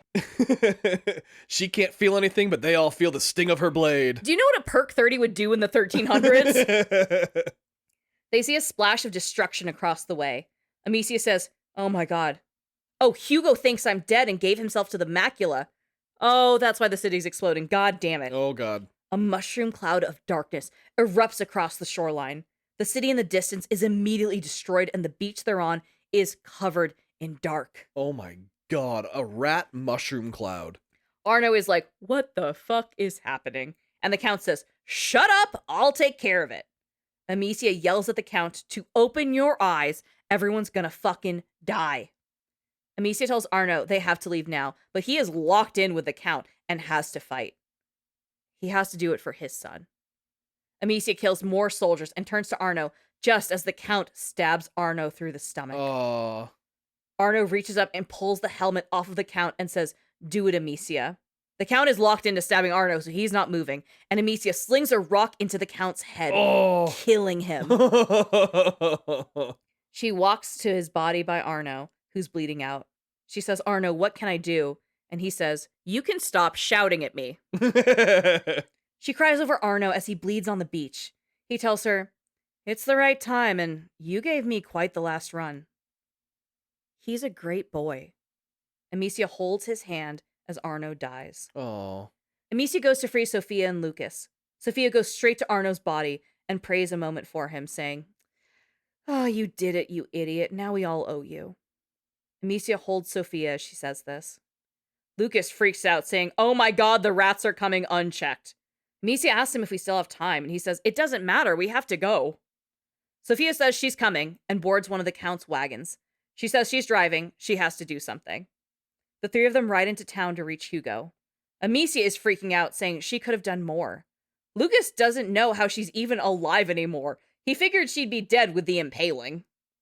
The road is foggy with ash, just like a volcano erupted. They don't know where Hugo is, but they figure as they go deeper into the darkness, Hugo will be at the center of it. They enter the village where the people who are still alive are screaming that it's the end of days. The earth rumbles as they get closer to Hugo in the city and the place the Order wanted him all along. Amicia says, I've never been to Marseille. Sophia tells her, oh, you picked the loveliest time of year to visit. The city is destroyed so much that Amicia, Sophia, and Lucas have to abandon the wagon and head in on foot. The rats' nests get denser as they go deeper into the city. On the way, Amicia tells Lucas, it's an honor to have you by my side. Oh. You are the most reliable, steady, nice thing in the world. Lucas says, well, I don't know, but you're my family. Sophia says, are you two saying this because you think you won't make it? Yeah, pretty much. You will. You'll both live. Get over it. We're going. She yells at them. Sophia hugs Amicia tight and tells her to watch her step. They keep going. They look at the rats who look like an army and realize they're Hugo's army now. Amicia said Hugo always loved to play king and pretend to conquer. King Hugo, after all. Oh, God. Deep in the grime of it all, Lucas points out a flower that survived. Amicia recognizes it as a carnation, the first flower Hugo ever gave to her. She picks it and tucks it behind her ear. Her long braid's been cut by the count, so she can't tuck it into her hair like Hugo used to do for her. That part of her is gone. Oh. They enter a circle where they see a world of rats flowing like an ocean over the city. The sky is dark with destruction. The rats have indeed killed the sun. Amicia is in shock and asks if Hugo did this. There's a bulbous structure that Hugo's clearly at the center of. Sophia asks, well, we're already here and my boat's already wrecked. Are we doing this? Amicia says, okay, I'll go. Lucas tells her, no, we're all tied to him. We're going. The ocean of rats destroy the building they're standing in, and they fall down through to lower ground. It knocks the wind out of everyone, but they're alive. They stand, except for Sophia, who hurt her leg pretty bad on that fall. She says, see, I'm not made for land. And Amicia corrects her, saying, at least you're not made for landing. Sophia tells Amicia to go and come back with Hugo. Amicia tells her, I will see you under the sun. Lucas and Amicia head out to Hugo. The waves of rats ebb and flow as they run for cover between the waves. They travel down to the bulb, built with what Lucas refers to as the nebula, what the macula had brought out, what the rats have enveloped him in, what killed the sun. He says the macula, Hugo, and the nebula are all merging and dissolving into the atmosphere, changing the world.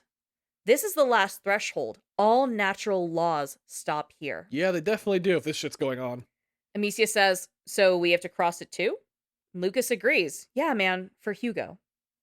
They descend into a world that's not their own. They take a deep breath and enter the thick atmosphere of death that the macula has built. The air is so thick Amicia can't see Lucas. She moves forward, seemingly alone. She can't breathe, her head is spinning. She's been stabbed, shot with an arrow, gotten her shit rocked for days. But here she is, still running for her baby brother. It's a miracle she's still alive. She can't see him, but yells that she's here, she's alive, and she's coming for him. In the darkness, she finds a phoenix statue. The same ones she and Hugo found on the island. She follows them to Hugo. As she runs, the statues get bigger. The wind picks up, more and more is in the air. She starts to feel weak, but hears Hugo's voice. He tells her, I know you're lost and scared, but I'm with you. She can't see him, but he's there in her mind. She breaks down on her knees, holding herself, saying, I'll do whatever it takes. I want to see you. The wind picks up, and she's on a platform with a fire pit. She's surrounded by mountains that look like skulls. Rats pour out of the eye, nose, and mouth holes of the skulls, surrounding her. Monsters made of rats stand like 12-foot men coming to Amicia. She yells that they're just goddamn rats, and she'll burn them all. She hears Hugo's voice telling her, you have a choice, but it scares you. It hurts to see you fight like this. She tells Hugo she'll never stop. She'll never stop fighting for him. She eventually gets overpowered, and a rat monster slams down on her. She braces herself, but wakes up at the base of a phoenix statue. This girl gets knocked out every 15 minutes, damn. But she gets up again. She does. She yells out at Hugo, asking what to do. He tells her, you're stuck in your head. It's hard to move forward when you're scared, but it's all right. You'll do it. Amicia says she's back where she started, but she'll keep going. She'll never stop going. She follows a path that leads her to the Skull Mountain rat scene again. She fights as many as she can while Hugo asks her why she fights like this. She eventually surrenders. She puts out her fire and says, I'm tired. I'm too tired to fight. Please, I need to see you. She closes her eyes and opens them to see Hugo. She calls to him and hugs him, holding him and crying. She says, I thought I'd never see you again. I was so scared. Hugo tells her, but you've done it. Can you walk? She asks if he knows how to get out, and he says yes and tells her to come. They hold hands and he leads her through a great hallway. He tells Amicia he made a big mistake, and so many people are dying right now, and it's just the beginning. Amicia promises they can make it stop. They'll go to the mountains and live safely. The hallway breaks into a scene of people they've seen. They see people that have died from the rats. They disappear and fall around them all. There's no rats here, but this scene has happened because of the macula. Hugo tells her they have to fix this. They keep going and the village breaks open into a town square. The ground is breaking and lifting and floating up. The earth is broken here. Hugo walks her through saying, I loved this place and these people. Amicia tells him that this is the macula playing tricks, and Hugo says, I am the macula. It's me. And we have to stop people from dying. Amicia says, so this is the end? Hugo tells her, no, we have one last chance. You must stop me to stop the macula. Amicia tells him he can't ask her that. He tells her he's a monster. He's killed everything nice in this world. She promises him he's not a monster. And he begs her. They get to a massive metal door. Amicia opens it and lets Hugo in. She closes the door behind herself. She turns and Hugo is no longer by her side. She's frantic and yells for him. She hears him in her head saying, she's ready now. He tells her he loves her. He tells her goodbye. She sobs out loud, telling Hugo she loves him so much. She walks forward, telling him that when he's gone, there'll be nothing else and she'll be alone. And she cries here, alone, all alone. She falls to her knees, dejected, heartbroken, exhausted. She feels arms wrap around her as she sits numb, and she calls to him. Lucas? Lucas cries on her shoulder, promising he's here, she's not alone. She's grateful to see him, and then she looks up at a tree. The tree is holding the massive bulb they saw so far away. In the center of the tree, wrapped by rat sediment roots, numb and barely alive, is Hugo. Amicia and Lucas walk to him. The rats part as they walk, giving them a clear shot to Hugo. Hugo has never looked smaller. Amicia and Lucas stand at the base of the tree, looking up at Hugo's body, just an extension of the larger tree. Amicia cries hard and pulls her sling back to put Hugo out of his misery and let him go. Oh my god. She sends a rock between his eyes with her sling. Whoa. And the screen goes black. Over the sound of the ocean wind, the credits roll. Holy shit. A year later, Amicia is living in the house up in the mountains. She's kept her hair short. No one's around to put flowers in her hair anymore, so there's no use in having long hair. She heads out of her home and sits to admire the morning. She hears Sophia say, "Oh my god, it feels higher every time I'm here." They go to hug, and Sophia says to be careful, she smells like a goat. Amicia says, "Oh, well then welcome to our land, goat." Like, she's so silly now. They catch up quickly, then head out to the horses. Amicia carries a small bag. Amicia says all she's been doing is working on the house and being alone, nothing too exciting. Sophia says, "Well, I was worried about you, but I've been really busy with my legal trading routes lately." Amicia's surprised, but happy for her. They talk about how Lucas has been on the road studying alchemy, and they're both very happy for him. Sophia tells Amicia they depart tomorrow. They get down to 2 horses, and Sophia asks where Amicia is going, and Amicia says she doesn't know yet, but she'll know it when she sees it. Because she knows what the macula looks like, and when she sees the signs, she can find the new carrier and the new protector and help them. She wants to set the path for them, like Alien Basilius did for her. Sophia's like, "Okay, you should take a break, but I respect what you're doing." They get to the horses, and Amicia kindly greets them. Amicia looks out at the road ahead and asks for a few minutes to do something really quick. Sophia sits with the horses while Amicia sets out.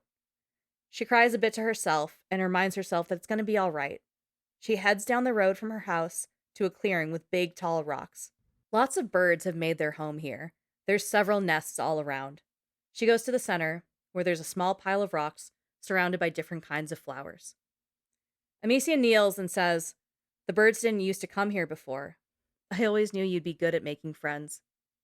Amicia leaves some flowers at the base of the rocks. She says, "I didn't think I was ready, but Sophia's here." She lifts one rock and pulls out her hidden family crest necklace, the emblem of a tree on a silver chain. She cries holding it and says, "I'm sorry, why is it so hard?" She puts the necklace on and says, "We never backed down, right? We held. May this earth remember how much you loved it. May it remember all you gave to protect it." Amicia places the flower down on the tomb. She tells him, "I remember, and I won't let it be forgotten." Amicia turns and walks back to Sophia. And that is the first post-credits scene. What the fuck? Okay. More credits roll, and then we see a small baby. Their white skin and fat fingers are wrapped into a fist. We hear high heels clanking on a vinyl floor. We hear a breathing device ebbing and flowing electronically, and then we see black veins appear on the latest carrier of the macula.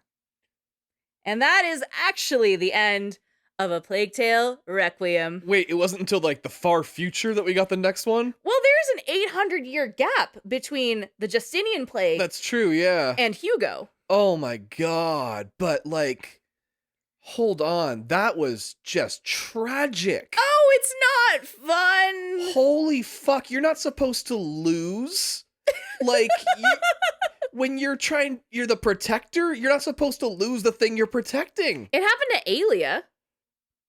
Yeah, you're supposed to do better. But she did a little better. She got closer. Oh She my killed her brother herself. god. And if you don't have Amicia shoot at Hugo, Lucas will step in and kill him. Really? Yeah. Regardless, Hugo does not survive that sequence. But as Amicia, you can fully just stand there and just cry for a while until the game's like, okay, let's wrap this shit up. Yeah, you can just cry for a while until the end of the fucking credits after that. This is not a feel-good game. Holy shit, how did that end sadder than Expedition 33? There's no illusion of choice. There's only Yeah. one ending, and it's very sad. But in very good news, we are getting another installment in the Plague Tale world starring Sophia. Okay, I'm glad with that because Sophia was a badass. And she's so charming and so funny. Yeah, Sophia was cool as Like, shit. she's written well, she's performed well, she looks cool as fuck as a character. I really enjoy her. And I'd love to see her fight with a sword. Like, let her do it. Give her nunchucks. I don't give a fuck. And I gotta give the game credit because, like, yeah, Hugo kind of discovered his ability to control rats at the end of the first game. Yeah. And most games would, like, nerf that in the sequel, Mhm. but they decided to make it kind of like the whole point of the game after that. Yeah, they're like, no, he's doing this. And it's great because with this one, you go into rat mode where the camera is low with the rats and you drive the rats around. Really? Yeah. Holy rat shit, mode. that's insane. It's fun. It's a certain percentage better than the first, and it's a good percentage better than the first. And I really enjoyed the first one. Like, I like this franchise a lot. Which is crazy, because, like, if you just laid it out in terms of, like, what its base was, like, they're gonna go to an island and fight a cult, like, that's not Plague Tale. No! Plague Tale 1, political thriller with the church and, like, Yeah. obsession and blood shit, and you're like, yeah, this kind of makes sense. It's a little occulty. This one's just straight up culty. Yeah, crazy cult story. And the fact that the count is like, oh, I lied to my wife. She was having fertility issues, and we don't have Reddit groups yet to give her support. Yeah. So I made up a child of the Phoenix, and you know what? I was weirdly lucky. It somehow came true. I took all these context clues. There's phoenixes all over the island. Yeah, babe, of course it's the baby Yeah. from Fire, Phoenix. You get it. Oh, but the fact that he was drawn there and everything because of that, like, oh, it's just crazy. Wild. Wild fucking story. Do you like Arno? I don't know. I don't think so. He's very charming, but overall, I don't think I would want to hang out with him. Yeah, I went back and forth on Arno, definitely. There's some points where he's really cool, but there's also like, oh, he tried to kill Amicia. Yeah. Like, full on, like, cracked her skull open, but then nursed her back to health. What is that? Yeah, left her a scar across her forehead for life. And it's gnarly. It looks like a BJ Blazkowicz scar. Really? Like, it's up on the side of her head. It looks fucking great. Oh, God. I mean, Poor girl. Amicia's a warrior, so, like, Yeah. not surprised. And it's funny when you see her a year later, hair hasn't fully grown over where she's gotten hit, so like the scar still cuts into her hairline. Oh, that's great. And her hair's short, so you can fully see it. It's fucking cool. I kind of like that a lot, actually. Amicia's rad. Well, if you liked that, make sure that you like us, that you subscribe to us, that you make comments, whatever you can do. And if you want more, you can check out our website, theothercastlepodcast.com. That's theothercastlepodcast.com. You can check out season 9, episode 2 of The First Plague Tale or anything else. If you want to see the full catalog of our show, plus monthly bonus episodes, you can join our Patreon. It starts at $2 a month. There's a 7-day free trial. If you get the $2 a month, you get our side quest show. If you do $5 and above, you get side quests and you get the Other Castle Plays Around. Yes, you do, which sounds a little bit like this. So, I was invited to the first ever E3 to demo the 3DO's VR headset at the ripe age of 11. I have fucking chills. That's the coolest fucking thing. This is so fucking cool. Are you kidding me? Spider-Man doesn't need a rogues gallery. He's his own worst fucking enemy. That's a fucking fact. You couldn't waterboard this out of me. Oh. This dumb... See, therapy and working on yourself. Maybe read a book. And if you're on our $5 or more tier, you also get to hear your name in the credits. So starting with Aaron, Daniel, Ellen, Krisha, Molly, Trenton, Chase, Jitsu.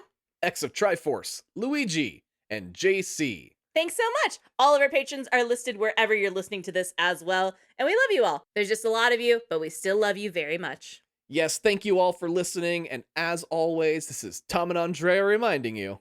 Rats. Why did it have to be rats? And don't skip the cutscenes. That's an Easter egg for my next episode. Bye! Bye!